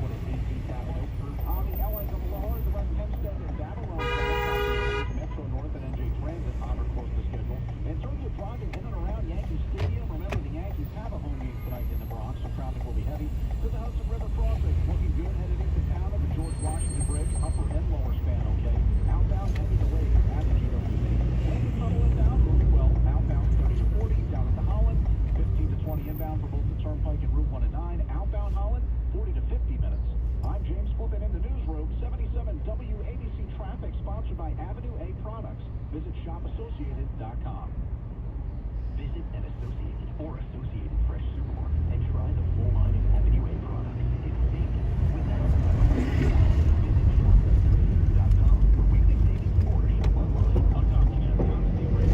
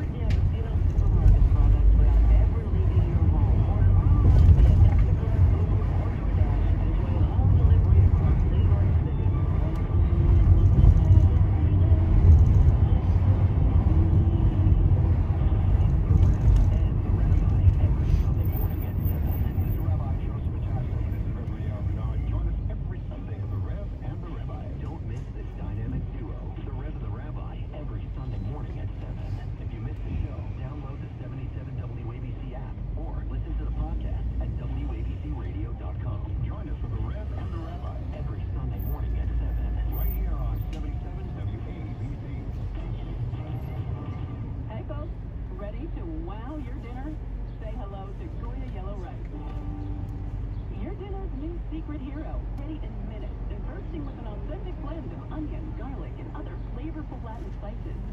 Spanish-style Goya yellow rice is the perfect match for your meat, fish, or chicken. Or try with the store ingredients to prepare a tasty shrimp paella. Find it in the Goya section of your local grocery store. If it's Goya, it has to be good. This is Kim Commando's Digital Life Hack. Looking for a great pair of headphones? Before you splurge on top-tier sound, let's bust some common headphone myths. I'm Kim Commando, brought to you by Dell. For today's best deals on computer and office hardware, visit Dell.com/news. Myth 1, ear pods damage your hearing more than headphones. Actually, it's not your inherently breaking. It's blasting your ear pods volume that's harmful.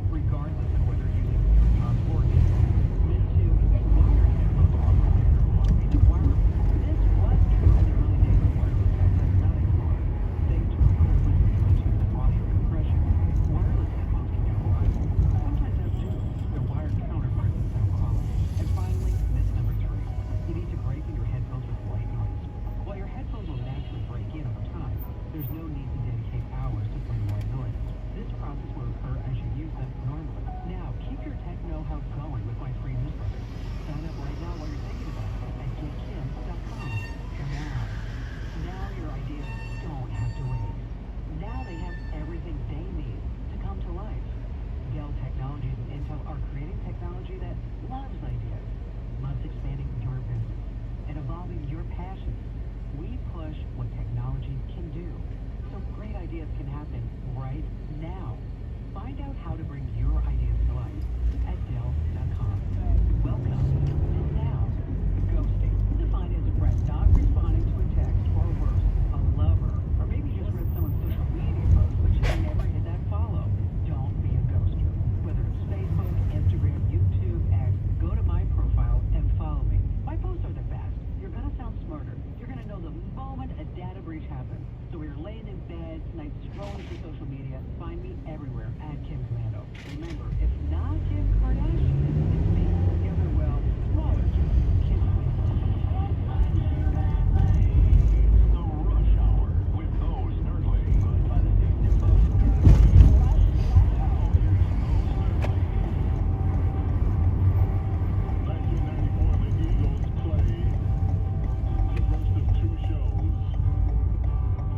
They recorded their album, Hell Freezes Over. The name was taken from an earlier quote by Glenn Frey, said to a question in one of the interviews, we're going to get back together when hell freezes over. Well, we got back together.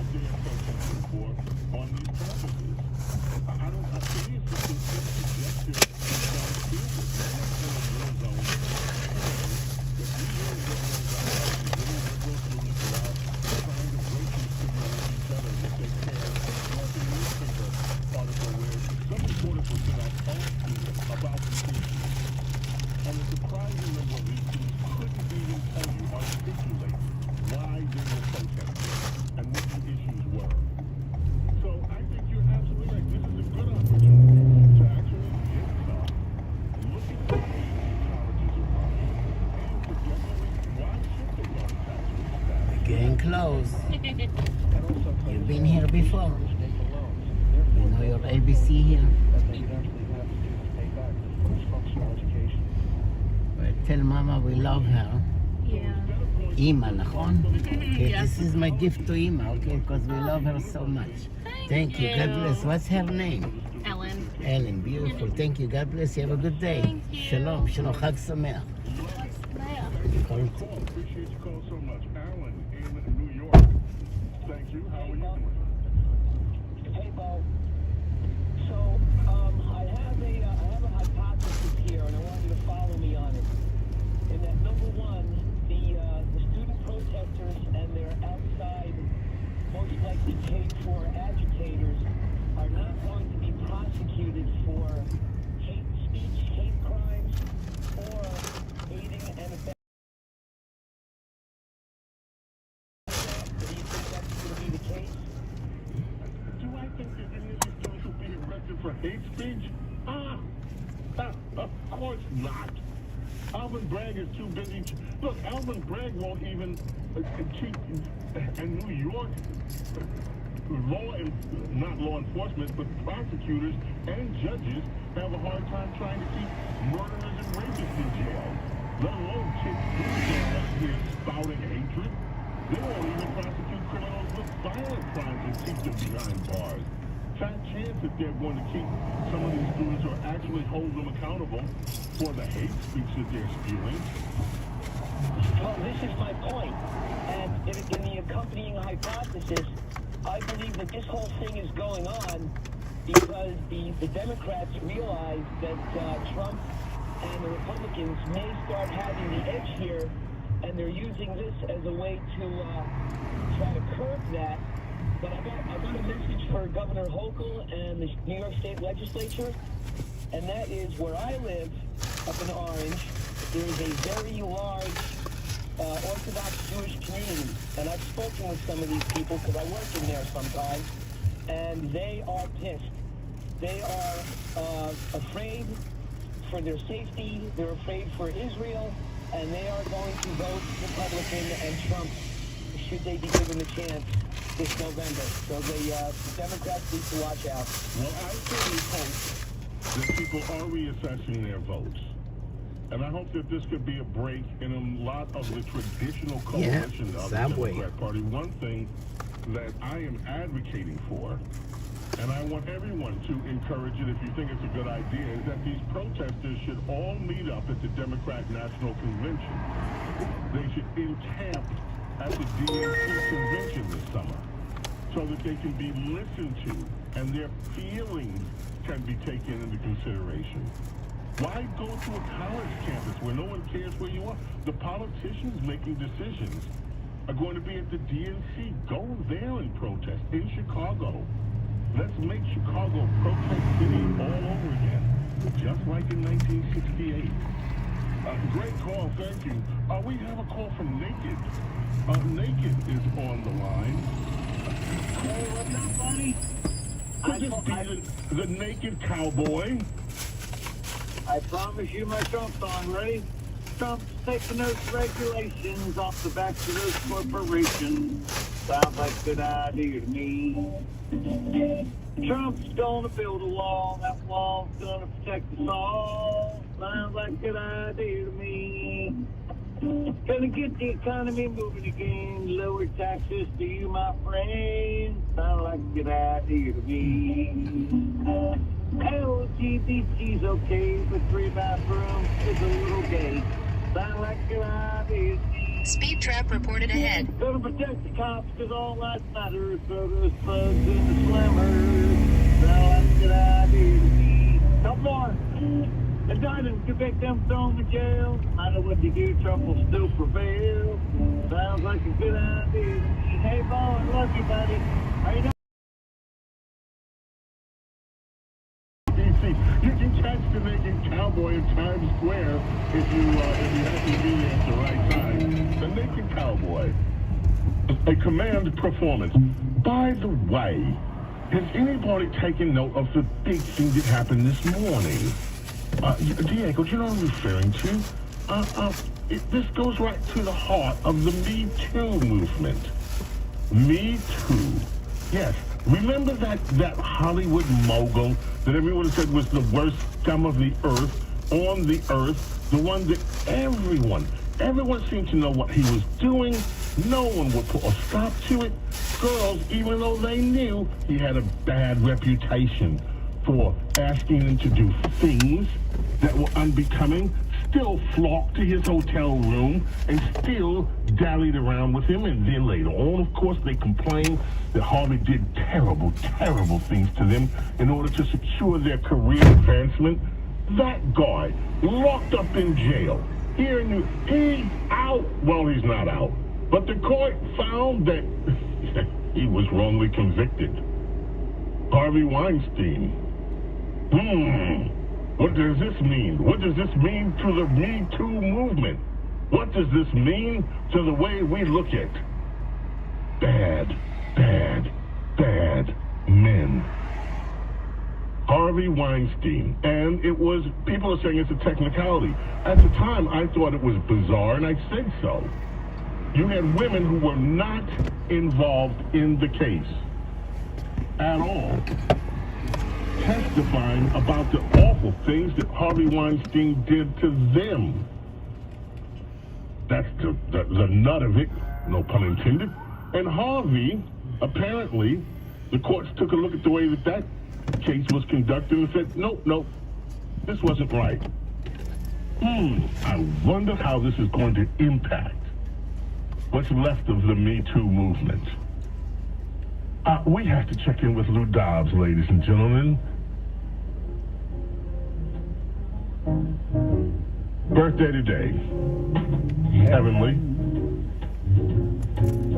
One of America's premier artists. Yesterday we celebrated the anniversary of Louis Armstrong's huge single, What a Wonderful World, going to #1. Today we celebrate the birthday of one of America's premier artists of all time, Ella Fitzgerald. Born in 1918. One of these moments, you'll hear Ella. This is a duet with Ella and Louis Armstrong. Dancing cheek to cheek. Ella and WABC. Ella Fitzgerald left the world back in 1996. 79 years old. But recognized as one of the greatest singers of all time. Well, we're listening to Louis Armstrong. Waiting for Ella. And we'll let you know if she comes in. We got to check in with Lou Dobbs here on WABC. Is that the song? Yeah. That's really good. I know, it's supposed to be a hit. I still need someone to bring the music to it. Slowly, you know. You too on WABC and Lou Dobbs too, right now.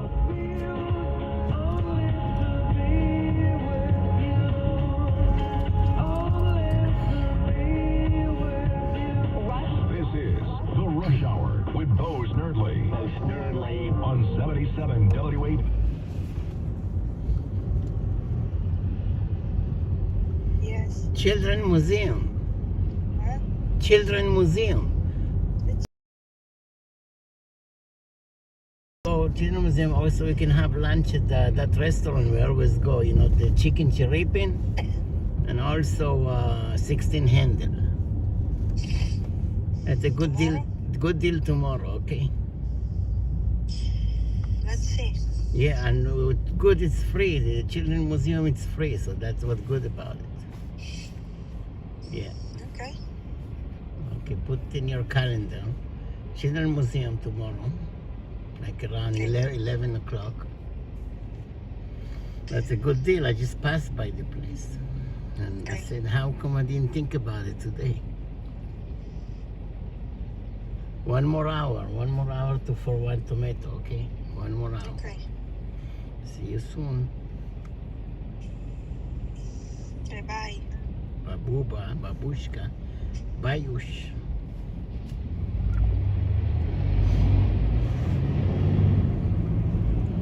Yep. Children Museum. I was supposed to go today. I forgot.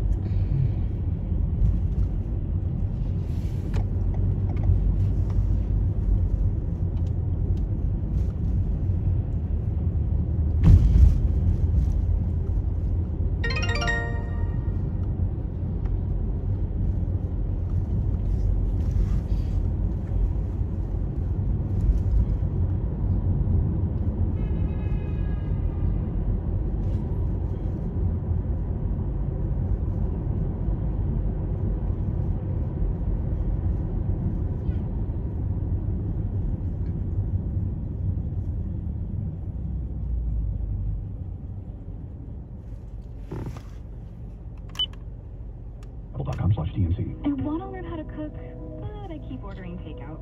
I plan to rearrange my closet, but I stopped after picking the clothes up off the floor. Accomplishing goals is hard, but when your goal is to learn a new language, Babbel makes it easy. In just 15 minutes a day, Babbel's award-winning language learning app will help you start speaking in other languages. Start having conversations in as little as 3 weeks. Comment tu t'appelles? Comment tu t'appelles? Vous êtes où? Vous êtes où? Babbel's bite-sized lessons make it easy to learn words and phrases you'll actually use. So when someone asks, how's your French going? You can say,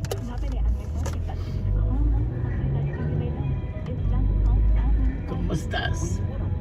¿Cómo estás? Me llamo, ma, me llamo, me llamo, me llamo. text radio to 64,000. Text radio to 64,000. Just try Babbel for free. Text radio to 64,000. Listen to this podcast now on the Red Apple Podcast Network. Was far from a calculated sharp start for months. Trump has assailed Democratic-run cities as crime-ridden and overrun with migrants who have crossed the U.S.-Mexico border, even as violent crime has fallen in the U.S. Perception is reality, and no one seriously believes violent crime has fallen in America. A number of you are sounding off on the Harlem visit. This is Sandra in New Jersey. I'm convinced this man is going to make lemonade out of lemons, and he's going to figure this out and make this a win for him. Download all of Red Apple Media's podcasts right now through your favorite podcast platform. James Golden, known popularly as Bo Snerdley. This is The Rush Hour with Bo Snerdley. 1970. J5.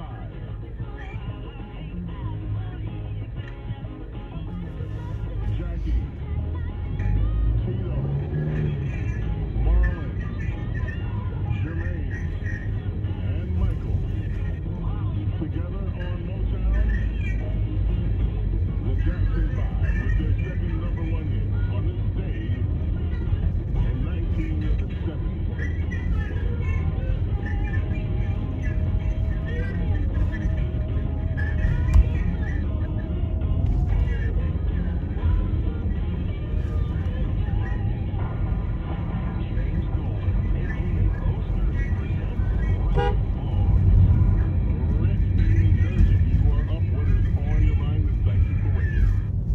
Thanks, James. There's a story about Kamala Harris, a Secret Service agent, who went a little bit nuts, took a phone from a senior agent, deleted apps, and then she ended up behind a curtain throwing maxi pads at the other agents. And Netflix heard about this. They're going to make a movie out of it, and they're going to advertise it as a period piece. Oh, you making jokes about this. Look, it's being called a medical incident. Apparently, the Secret Service agent in question had a medical incident and has been removed from duty. Indeed. Bill in New Jersey, thank you for waiting. You are up next. James, in connection with what was going on at January 6th and the increase in the liberal extremist areas and crime and social unrest, I think they're trying to push people to give them a reason that they could call martial law and they can completely control everything. I have been hearing this martial law thing almost 30 years. מה ביקשתי? רב, רב, רב. During the Clinton years and during the Bush. Corey. Over again. They want martial law. It's not Corey. Boy, okay. Okay. What's up, Corey? I've heard it for 30 years. I'm still waiting Is for that a martial law. boy or girl? I don't think so. You Your know, little what is the Corey? end game here for these people? Right. What is the end game? What is the end What's your game? problem? You got a problem? I got the What is the solution. end game in letting your borders become so porous that we now have maybe 11.7 illegal entries in the last 4 years? What is the end game in not acknowledging how bad the economy really is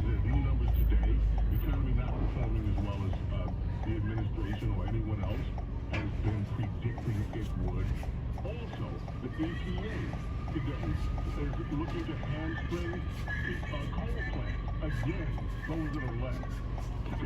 At a time when LA is mandating, California, that everyone flip over to electric cars, we just don't have the infrastructure to support a nation of electric cars. We would have to rebuild our entire electric grid. We don't have the infrastructure yet. At the same time, the EPA is trying to do all they can to harm the grid that we have. What is the end game? What do these people want? David in New Jersey, you are up next. Okay. Lauren in New Jersey, you are up next. Hi, Bo. Yes, I guess a lot of us feel like we're living in the Twilight Zone, but aside from that, tomorrow is the birthday of a woman with character, intelligence, and grace. She's a wife and a mother, and her name is Melania Trump. So like that. So I thought that it would just be nice to say that Melania Trump's birthday is tomorrow, and as we keep everyone in our prayers, we could say some special prayers for her, because she and her son are going through a very difficult time also. You are so wonderful. Thank you for bringing that up and to all of our attention. My friends, time to depart. May God bless and protect each and every single one of you, your families, your loved ones. Yeah. How you doing? Welcome. How you doing? Hello. Yeah. West 70s.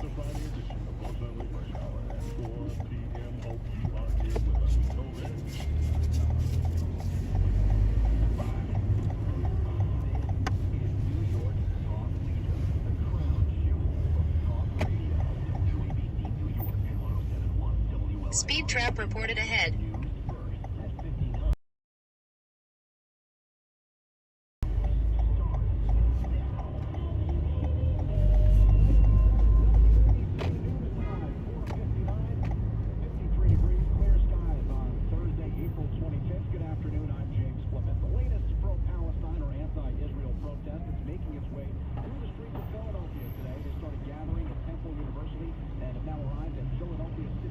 Center City after taking the broad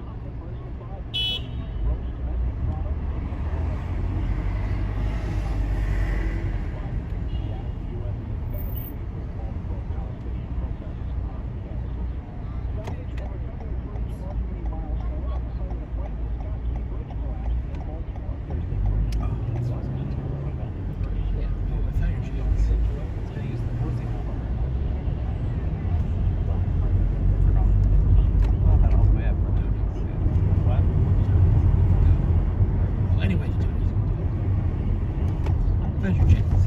Oh, where are they? They're in. Oh, like one of those boxes? They were in a big red. Which is so big it hit. Like a big, like a folding thing. And they're all glued in. Oh, it's my new checks. Got it. Okay.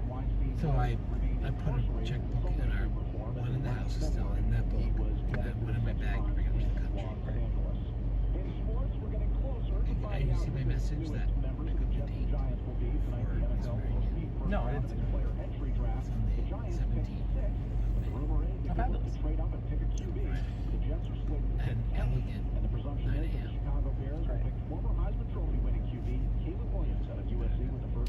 What did we talk about? You want me to come with you? You can come about yes. I don't know the rules about me coming to work. I'm sure you can have a friend come. We'll find out.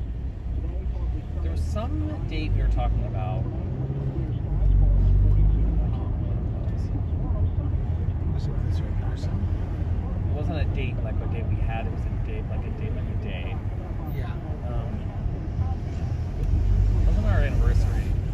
Just something I think about it. Just think about this morning. You and I were going to do something? No, we said we had to keep it clear for some reason, or...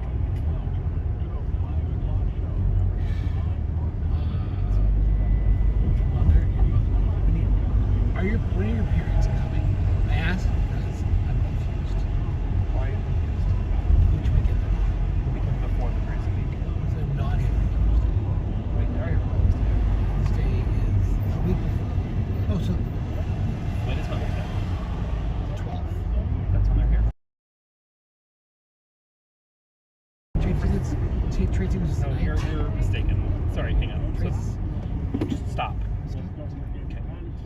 They are here the 17th, 18th, 19th. My Crazy Week is the 20th and the 20th. Yeah. So that's the week before. Mother's Day is the 12th. Fine. They're not here for the 12th. I knew they couldn't be here for both Mother's Day and Tracy because those are different days, so I didn't know which one it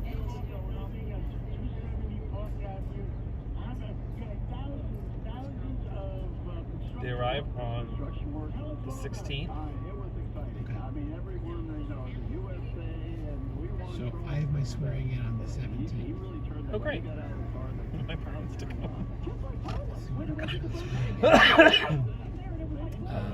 You have keys, right? Yeah. It's in jury room 160. Okay. Right next to, it's in the same building as Trump's trial. Lord knows how crazy that's going to be. Building.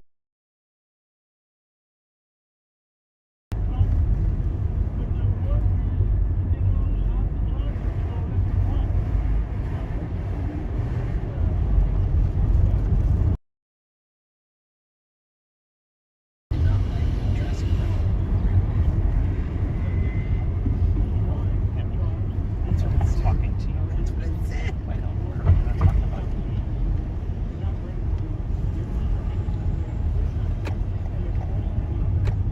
Did you see question 8 I have to answer? No. Catch you up on the podium as I texted you. Question 8. Really loaded question. From who? The government. Since your interview, have you practiced polygamy, received income from illegal gambling, been involved in prostitution, helped anyone enter the United States illegally, trafficked controlled substances, given false testimony to obtain immigration benefits, or have been a habitual drunkard? Who would answer yes to any of those things? That's one yes or no. Yeah. Okay. That's one question. That's No. a loaded question. That's a loaded question. I mean, maybe yes for the last one. Obviously, the answer no. Because apparently they're really concerned about what happened between your interview and your swearing in. If you got married or divorced, or you left the military, or if you suddenly got arrested for murder. Be in the military. That's not true. Can't be in the military. I have a lot of questions about serving in the military. And apparently you can bear arms for the country as a resident. But you have a different set of rights.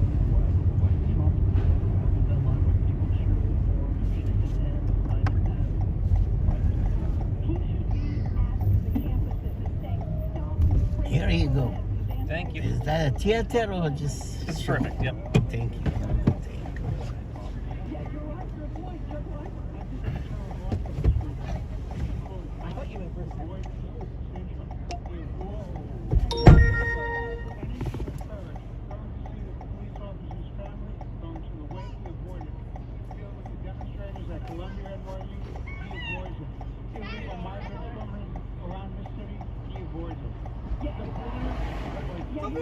Good point, Governor Patterson. Just remember, Governor Hochul did call the family of the police officer, and she did go to visit them, and she got real bad reception. So it's not like she's getting... You're always going to have something like that. Yeah, and you're the president of the United States. Now, let me tell you something. I went to Cindy Adams' birthday party last night. What a party, And what a party. And she only invited 50 people. And I tried to get the 51st one in. Oh my God! The World Theater. Wasn't me. I went home. About that, and Governor Hochul was there with his mom. And Governor Hochul was there. Very nice. Birthday on May 12th. Anthony birthday on May 12th. Woot. Happy birthday. Trying to get into the door and going up to the apartment. It looked like a great party. It was a great party. Rosanna Scotto was there. Oh, Ray on the 12th. It's on their website still. She's still writing her column. I thought Anthony. No, it's Ray birthday on the 12th. Chad Lopez was there, of course, our president of Red Apple Media. I was so excited. Yeah. Happy birthday. Yeah, wow. And John Catsimatidis. It was a who's who. It was great. You know, it was some party, and it was nice to see that somebody's 94 years old. Yeah, 15 minutes, baby. We at Times Square. Sharp as a tack. Sharp. I love Cindy. Happy birthday. It was so great. Full time for the New York Post. Works for and here. WABC. Okay, on to the next one. On to the next one. On to the next one. What was that award? Cindy was for actually her talking about delivery. King, and I got an award for my interview with Governor Cuomo. It's getting cold out. Where we asked him a lot of tough questions, but fair questions. So that was great. So we'll have to celebrate today. Who do we have as the first guest? We have Greg Jarrett, a Fox News legal analyst. And Greg, let's get to the Trump trial today. I was watching delivery. Trump. This is today the head of American media, David Pecker. This is the guy, of course, who ran the National Enquirer for many years, friends with Donald Trump. He said, listen, we sold so many publications. Whenever we talked about Trump, our circulation went through the roof. And yeah, there were some stories we elevated, some we reduced. That's the way business essentially works. He said he did it for other stars. He brought up Schwarzenegger. I didn't see a crime yet. What I'm seeing is a trumped-up case, Greg. Yeah, nobody in the history of American presidential elections has ever suppressed stories or promoted them to influence the election. Unless you include, John Adams, Thomas Jefferson, Alexander Hamilton, there are a few. Look, David Pecker, the ex-publisher of the National Enquirer, his testimony is utterly immaterial and incompetent. He knows nothing about the 34 criminal counts of falsifying business records. But that didn't seem to matter to Alvin Bragg. His objective is to tie Trump to the sleazy dealings of a notorious tabloid. I mean, if you put a guilt but you're right, Rita, it does not establish a crime. Judge Weinberg.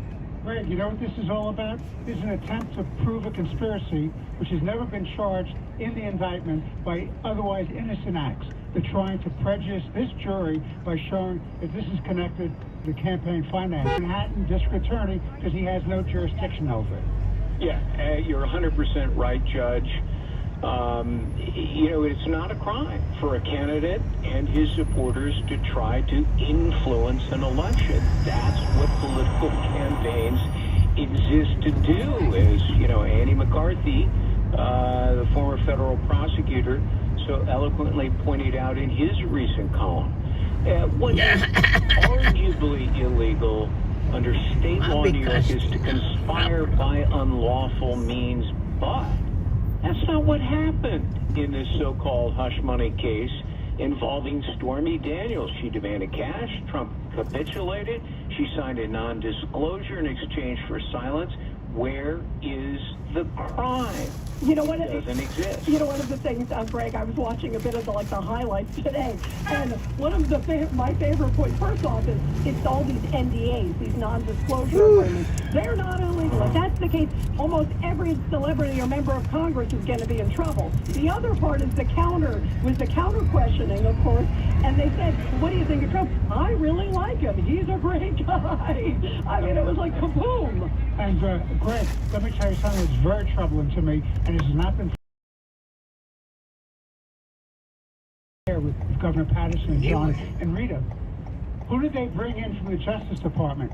The third-ranking person, former Deputy Associate Attorney General or Associate Attorney General of the United States, took a job as Assistant DA. He came in with a false pretense of what he was going to be working on. They make him a lead counsel in this case. And that, to me, you want to talk about collusion, Greg?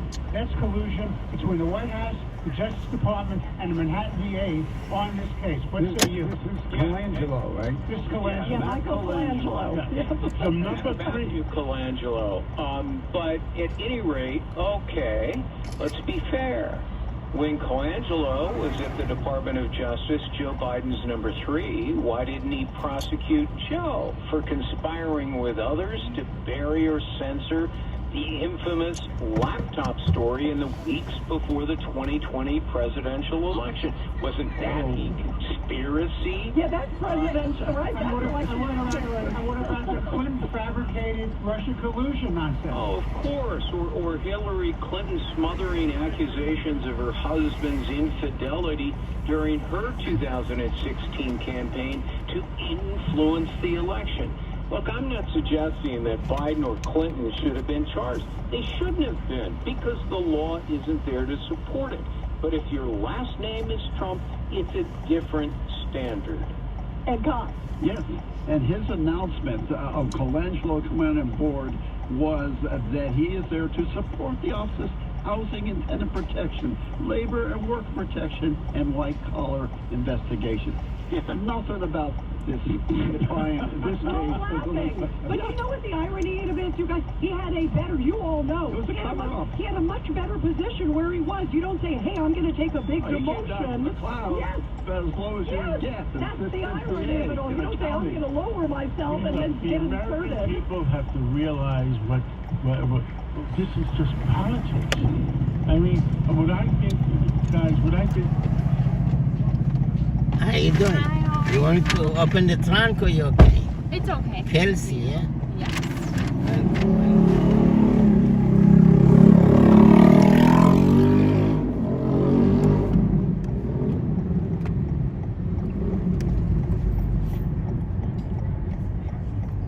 there's no place for it, but aren't the Supreme Court justices at least thinking about it?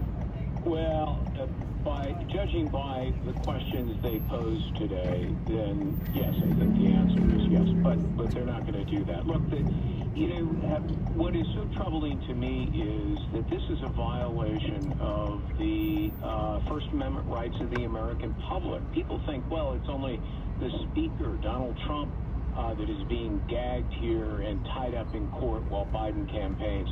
No, the First Amendment also protects the listeners of free speech.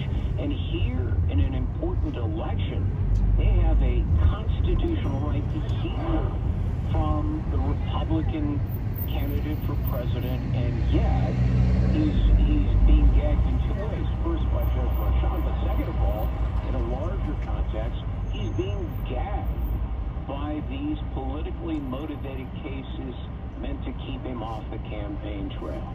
You know, I want to also switch gears before we let you go, Greg, on the immunity issue, because that was the other big one today in the Supreme Court.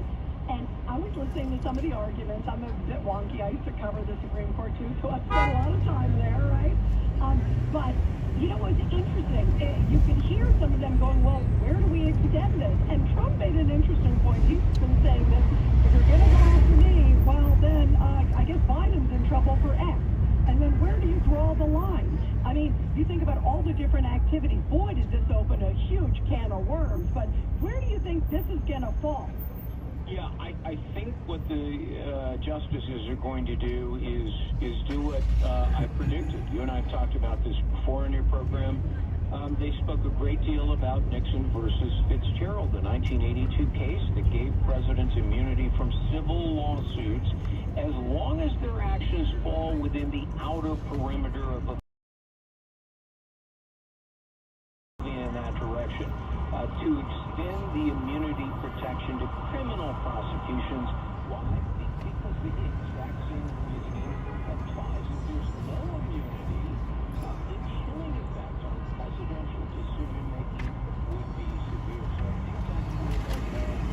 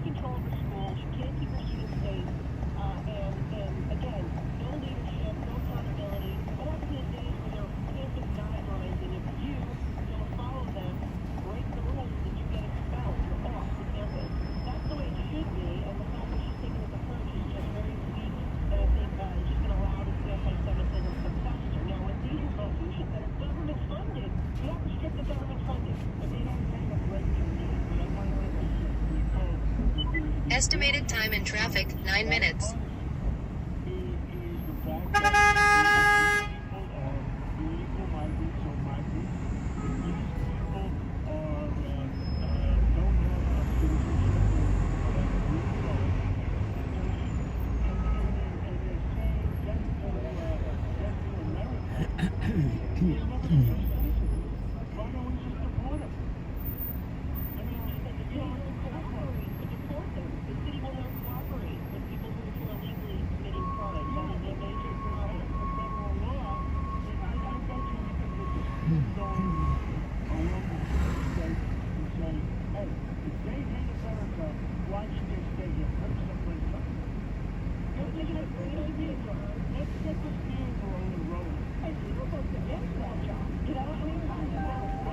Your Echo Auto hasn't connected with your phone. I'll keep trying.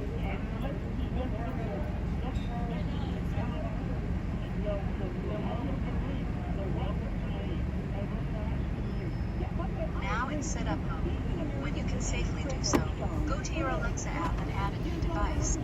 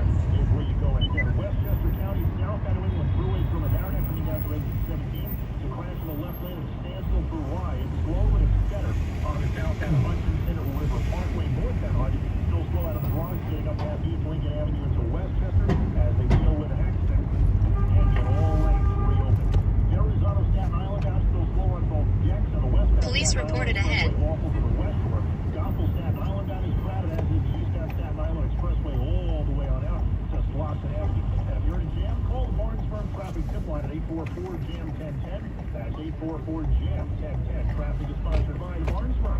I'm Greg White, 1010 Wins on 92.3 FM. I'm attorney Rich Fox. If you've been in a car crash, choosing the right firm is crucial to get the help you need and the best result possible.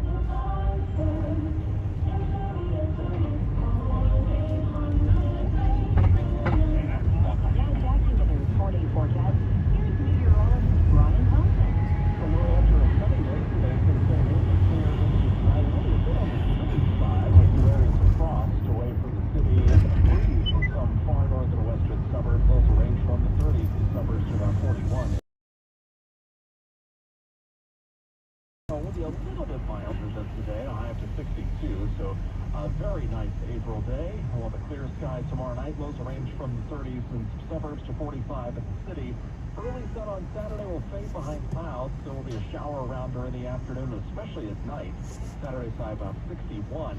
And there still could be a shower to early Sunday, but a lot of the weekend overall is going to turn out dry, and Sunday will be warmer with more clouds and sun, high 72, and then we're up near 80 on Monday. And now the Allergy Alert forecast sponsored by ENT and Allergy Associates. Ear, nose, throat, and allergy care close to home. And tomorrow's outlook is high, with trees being the predominant pollen. 53 degrees right now. It's sunny in this town. We're heading down to 41 tonight. I'm acting with the meteorologist Brian Thompson on New York's weather station at 10 Winds on 92.3 FM. With this time, 5:34, Boeing problems are trickling down to the airline. At Southwest Airlines, executives have been expecting to have 814 planes by the end of the year, but now we'll have 802 Boeing 737s. Like other airlines, Southwest has been impacted by Boeing's slowdown on production of the 737 MAX. Southwest says it lost $231 million this quarter and plans to cut 4 underperforming airports. Southwest says we'll have 2,000 fewer employees by the end of the year through slower hiring and attrition. Alex Stone, ABC News. If you're planning a trip to Italy, a day trip to Venice will cost you a little bit more, €5.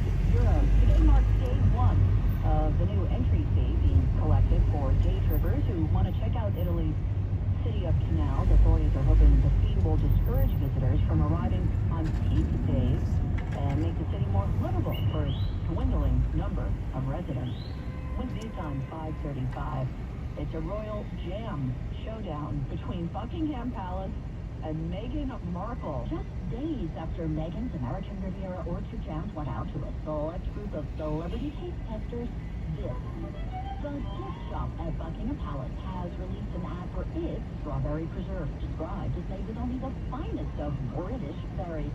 An elegant hand is seen spreading the jam on a stone, crumpet, croissant, and toast to the strains of Mozart. If some see this as sticking the knife into the Duchess of Sussex, well, the palace hasn't commented. Correspondent Vicky Barker from Jam to Horses in London. We have an update to a story we told you about this week when a bunch of military horses made a break for it and galloped through London during the morning rush hour after being spooked by some construction noise. The British Army today said 3 of the soldiers who were thrown from their horses were hospitalized with injuries, but they are expected to make full recoveries. 2 of the horses required operations and are in serious condition. One of the horses ran more than 5 miles through the financial center and the West End Theater District before crashing into a taxi. 55 degrees now under a clear sky in New York. We are going down to 41 degrees tonight. Some areas north and west of the city might see some frost. Wind speed time 5:36. A new chapter for a Law and Order series. 1010 Winds Entertainment is next. I'm Brett Podolsky, co-founder of The Farmer's Dog. We make fresh food for dogs. We started the company when we saw what a huge difference it made in my own dog family. When they stopped eating ultra-processed kibble and started eating fresh, whole food. The Farmer's Dog food isn't fancy. It's just real food delivered to your door in pre-portioned packs. It's better for them. Easier for you. Get 50% off your first box at thefarmersdog.com/radio. That's thefarmersdog.com/radio. Paid for by government. Did you hear? A secret hoard of 1907 $10 gold Liberty coins found. These gorgeous 1907 P gold coins are as bright and shiny as the day it was struck. And less than 200 of these gold coins are available. Coin experts are calling the secret U.S. gold coin discovery a once-in-a-lifetime opportunity. And you can own a piece of the hoard. When you call, you are guaranteed guaranteed a 1907 Gold Liberty struck at the iconic Philadelphia Mint. With limited availability, you must call now. These 1907 dated gold coins are still in uncirculated condition with brilliant luster. That is 117 years of history you can hold in your hand. To learn more, call 1-800-386-8018. Call now and you'll receive a free bonus of $50 value free with every order. Call 1-800-386-8018 now to secure your 1907 P $10 Gold Liberty coins before they sell out. That's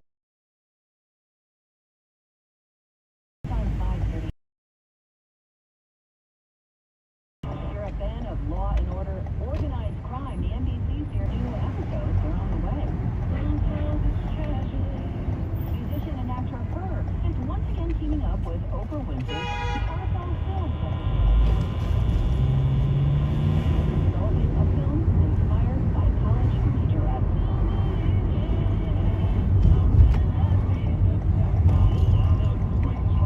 Productions with more than 100 actors. The original transfers to Israel are safely expedited, and funeral is worry-free FBI. Have a good day, God bless, good night, take care. Don't forget your stuff. Take care, thank you. Chief of the National Enquirer back on the stand in the Trump trial as the U.S. Supreme Court weighed in on another Trump case. And there was a third Trump case today. A New York federal judge rejected Donald Trump's request for a new trial in the E. Jean Carroll case.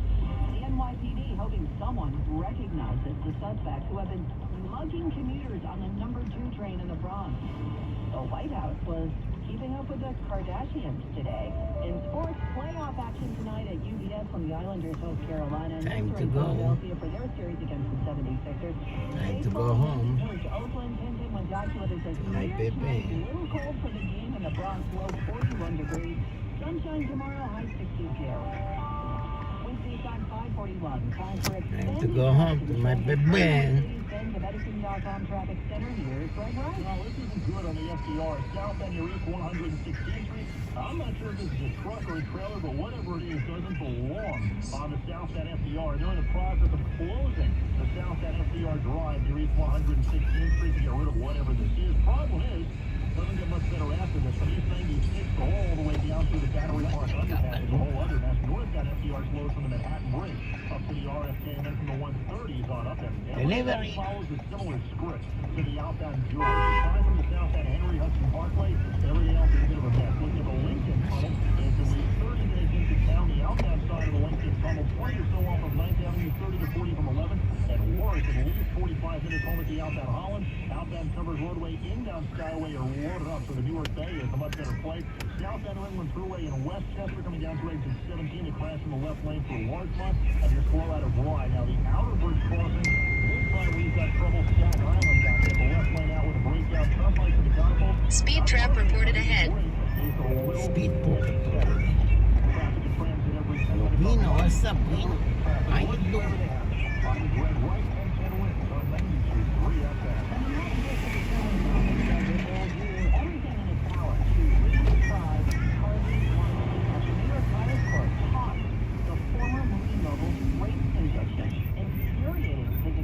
But having Weinstein's attorney declare a tremendous victory. It's what it's like to be a woman in America. A stinging rebuke from actress and sex crimes advocate Ashley Judd after New York's highest court overturned Harvey Weinstein's conviction for sex crimes involving 3 women. This today is an act of institutional betrayal. Court of Appeals ruled the trial judge erred in allowing testimony about prior non-charged acts. Weinstein will remain in custody. He was separately convicted of a California rape in 2022. Brian Clark, ABC News, New York. From the moment Harvey Weinstein was convicted in 2020, We knew that Harvey Weinstein did not get a fair trial. his attorney, Arthur Aidala, says the law was not applied fairly in that case when Weinstein did not testify because the judge said prosecutors would be allowed to ask him about unrelated past incidents. They were going back to the Ronald Reagan administration, bringing in things he had done, fights he had with co-workers. He employed 10,000 people. He had a fight with 30 of them. They wanted all 30 of them to come in. He says they're ready for trial. From the moment I met him,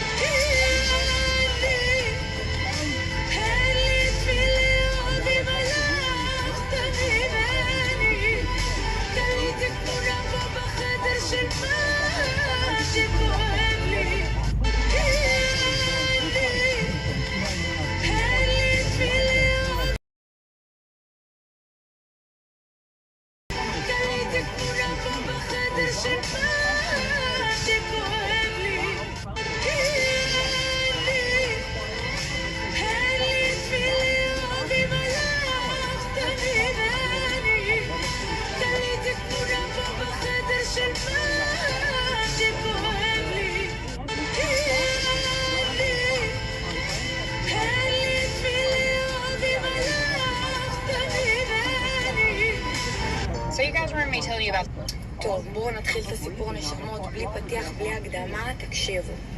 אני יוצאתי מישהו אחרי ערב חג לדייט, סבבה, יופי. הוא אומר לי, לא תם, אני רוצה שתבואי עם המרצדס שקנו לך. אמרתי לו, למה חיים? כאילו, למה שאני אבוא עם המרצדס שלי? בדרך כלל באים לאסוף אותי. אמר לי, לא, אני חייב בשביל הפוזה וזה, וכאילו, אני חייב שתבואי עם המרצדס. עכשיו, אני רק אחשוף את הסמל, כן? כמובן. אז מי שלא האמין, this is my car. טוב, מפה לשם, וואלה, אנחנו יוצאים לאיזה מסיבמבה, ומה שקורה זה שאנחנו חונים בחניון תת-קרקעי עם האוטו קפרוני שלי, בתוך החניון יש מעלית, ואנחנו בעצם צריכים לעלות לקומה 32 בשביל המסיבה, ובעצם עולים במעלית. נכנסים למעלית, לוחצים על הקומה שאנחנו רוצים, ואני ממתינה שהדלתות ייסגרו. לא עובר 2 דקות, אוקיי? לא עובר 2 שניות. המעלית אומרת, המעלית בעומס יתר. יואו, אני לא יכולה. אני לא נושמת, אני לא יכולה. לא יכולתי להפסיק להתפקע מצחוק. עכשיו, אני אומרת לו, טוב, חיים, צא. כאילו, המעלית בעומס יתר בגללך, לא בגללי כפרה. בטוח לא בגללי. כאילו, כמה אכלת בחג כפרה? חג של מצות חר... בחג נשמה. הוא אומר לי, טוב, אני אצא, אני אנסה להיכנס עוד פעם. טוב, יוצא וזה, ואני כאילו ממתינה בתוך המעלית. המעלית נסגרת, אני פותחת לו שוב פעם את הדלת, המעלית שוב פעם, הוא נכנס ואומר, המעלית בעומס יתר. אני לא נושבת, אני לא יכולה, אני באמת לא יכולה. קיצר, מפה לשם פיצלנו את העלייה שלנו. אני עליתי ראשונה, הוא עלה שני. המעלית לא יכולה לסבול אותי ואותו ביחד, כנראה זה מקטוק מלמעלה. טוב, מגיעים למקום וזה, רוקדים, נהנים, וואלה, אני לא יכולה להפסיק לצחוק, כאילו, זה כאילו נתקע לי, המעלית בעומס יתר, נתקע לי רצח בראש. בקיצור, אוטומט ירד לי מהבן אדם, בחילתי גואלי, עם שלשול ביחד, כאילו באמת, מה המעלית עכשיו בעומס יתר נשמה? איך זה קורה דבר כזה שאני עולה עם מישהו למעלית, ופעם ראשונה בחיים שלי זה קרה שהמעלית אומרת, המעלית בעומס פאקינג יתר. לא משנה, מגיעים למקום, נהנים וזה, ואז כאילו צריך לחזור איתי, כי הוא רצה להשוויץ במה שאין לו. עכשיו, אני כבר בראש שלי, במחשבה שלי, שכאילו יעלה לי לאוטו, והאוטו ישקע כפרה, לא הבנתי את התחביר פה, כאילו, שרק האוטו לא יגיד, האוטו בעומס יתר, כאילו, לא הבנתי את זה. קיצר, מורידה אותו בכוך שלו, במנהרה שלו, איפה שהוא לא גר, ואני לא יכולה להפסיק לצחוק. תקשיבו, צחוק כזה בחיים לא היה לי, כאילו, מתגלגלת, משתינה מרוב צחוק ידה. אז בקיצור, הייתי חייבת לפרוק את שעליבי, ויאללה נשמה, ועומס יתר לך, ביי. טוב, בואו נתחיל את הסיפור הנשמות, בלי פתיח, בלי הקדמה. בוקר טוב. טוב, בואו נתחיל את הסיפור הנשמות, בלי פתיח, בלי הקדמה. אני כבר עייפה מכמות המתנות שאני מקבלת. אני כבר די, חברים, אתם מגזימים. אתם באמת כבר מגזימים. זה כבר לא כיף לקבל כל היום מתנות. כל היום שליח מתקשר אליי, לא תמרוש, תציא, יש לך חבילה. הוא כבר מכיר אותי, הוא נהיה הבסטי שלי. לא תמרוש, לא תמרוש, לא תמרוש, לא תמרוש, לא תמרוש, לא תמרוש, טום, טום, טום, טום, טום. די, חלאס. די עם המתנות. מי זאת? בוקר טוב נשמות, השעה 25 ורק עכשיו קמתי. טוב, תקשיבו, אני חייבת לספר לכם מה היה אתמול. טוב, אז כהרגלי, יוצאת למסיבה, יוצאת למועדון, וזה כאילו דייטון, ביי, משהו כזה בסגנון. טוב, וואלה, אני רציתי אלקטרונית, נגמרה לי אלקטרונית בדיוק ברגע המתח, בדיוק כשהסטלה כבר מגיעה למעלה ויורדת למטה חזרה. אני אומרת לו, תקשיב נשמה, נגמרה לי הסיגריה האלקטרונית שלי, כאילו, מה אני עושה? הוא אומר לי, מה אפשר לעשות נשמה? אנחנו נמצאים במסיבה במדבר ואין כל כך מה לעשות. אמרתי לו, לא, לא, לא, לא, אתה מתבלבל ומבולבל. אם נגמרת לי הסיגריה האלקטרונית, אתה צריך לדאוג לי SOS. הוא אומר לי, מה את מצפה שאני אעשה? דו דו דו דו דו. מאיפה להתחיל חיים? כאילו, לא שואלים אותי מה אני מצפה שתעשה. כי יש לי המון המון המון ציפיות, וציפיות זה לא בקריות. טוב, אני מתחילה לפתח ריב, אבל מה ריב? ריבונים. כאילו, ריב כזה עוד לא ראיתם במדינת ישראל. ריב של החיים, אומרת לו, כאילו, שומע, אני קמה והולכת, מתחילה לצעוק עליו, לצאת עליו. נשמה, אתה החייל שלי, אתה הפרייריוני שלי. רצית לצאת למסיבה? בפאקינג מדבר עם חוות הגמלים שיש שם, אתה תתמודד ותעשה לי, לא יודעת מה תעשה מבחינתי, תזמין לי מונית עם סיגריה אלקטרונית, נשמה, ועד המדבר, שעתיים נסיעה לא מעניין. ואכן כך היה, נשמות. הנשמה הזמין סיגריה אלקטרונית במונית. מונית, לא מונית הכסף, מונית הרכש. מה זה אומר? הוא רכש לי 7 סיגריות אלקטרוניות במונית לפאקינג דרום, 2.5 נסיעה. איזה מטורף. הוא אומר לי, חכי פה, אני כבר בא. אני אומרת לו, לאן תלך, נשמה? לאן תלך? שגמל לא ייקח אותי. בקיצור, חוזר לי עם שקית מפוצצת פיצוצים כאילו, אמא ואבא. בקיצור, קנה לי 7 אלקטרוניות, הזמין מונית ספיישל, שתבינו את הרמה של הפרייריוני. הזמין מונית ספיישל עם פאקינג אלקטרוניות. אני בטירוף, אני בהלם, אני בשוק. התחלתי לחלק שם לאנשים, מה אני אעשה עם 7, יא חמור? אז בקיצור, נשמה, תודה. בריאות הנפש, לך ולמשפחתך. יאללה. טוב, תקשיבו, אתם לא מבינים מה אני גיליתי? אלם תרבות. אני הולכת לסופר, הרי כל יום מן הסתם. טוב, כבר המוכרת, קופאית, כבר מתחילה להכיר אותי, לזהות אותי, לא אתם יודעים, כבר זה כאילו סופר שכונתי, כבר הפכנו להיות, אני BFF כזה, הבסטי שלי. בא לי לבכות, הולכת לסופר, מעבירה את המוצרים ותוך כדי בוכה לה בקטע כזה. טוב, מפה לשם. היא כל הזמן אמרה לי את המילה סוצ'קה קטנה. עכשיו וואלה, אני רוסיה כפרה, אבל לא מברית המוץ, כן, אמנתם. כאילו, אני ישראלית, צברית, נשמה, אני קקטוסית. טוב, מפה לשם, כל הזמן אומרת לי את המשפט הזה. אמרתי, טוב, בטח זה יפה, חמודה, מתוקה, נשמה, מהממת. היום החלטתי שאני שואלת אותה מה זה סוצ'קה קטנה ברוסית. מה זה? אני אומרת לה, נטשקה, מה זה סוצ'קה? היא אומרת לי, סוצ'קה זה כלבה ברוסית. אבל רגע, לא הבנתי את התחביר, נשמת. עד עכשיו קראת לי כלבה? לא, שאני אבין נכון. עד עכשיו את קראת לי כלבה? היא אומרת לי, לא, זה כלבה טובה. את מכירה כלבה טובה? לא הבנתי את התחביר, נשמה. את מכירה כלבה טובה? כי אני לא. אני מכירה כלבות? מה זה כלבות? בקיצור, נגמרה בינינו החברות. אני לא הולכת לסופר הזה בכלל. אלכס סוצ'קה קטנה. מהרגע הזה זה נגמר, נשמה. נטשקה. בקיצור, את סוצ'קה גדולה, ולכת תתקדמי ויאללה ברר. ביי. טוב, אתם לא מבינים. אני נמצאת אצל ידיד שלי בבית. איזה פדיחות. לא יורד המים באסלה. והדודה שלי באה. מי שמבין מה זה אומר, סטגדיש בום. מי שלא מבין, זה אומר שאני במחזור. וכאילו, מה עושים? איך יוצאים מפה? איזה בושות. מה אני עושה? לא נעים לי. איזה חשובה. וואו, כן. אתם לא מבינים. אני נמצאת אצלת. סטורי טיים הולך להיות פצצה כמו לא תמרוש. בואו נתחיל. ככה. אז קודם כל ללכת לצבוע את השיער אצל ספר מושלם שלוקח המון כסף. כי מי שלוקח המון כסף זה ממש פור פייס. בעצם אני מפרת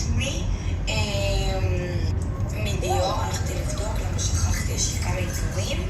בקיצור, מדיור, סומק, קודם, זה, סבבה, בואו נתקדם. מכוך בעצם מכיכר המדינה, מאיזה חנות צבעים, ובעצם ג'ינס של קלווין קליין, נשמות, לא לקנא ותתקדמו. וכמובן שהכי שכחתי בעולם at this guy with the bicycle.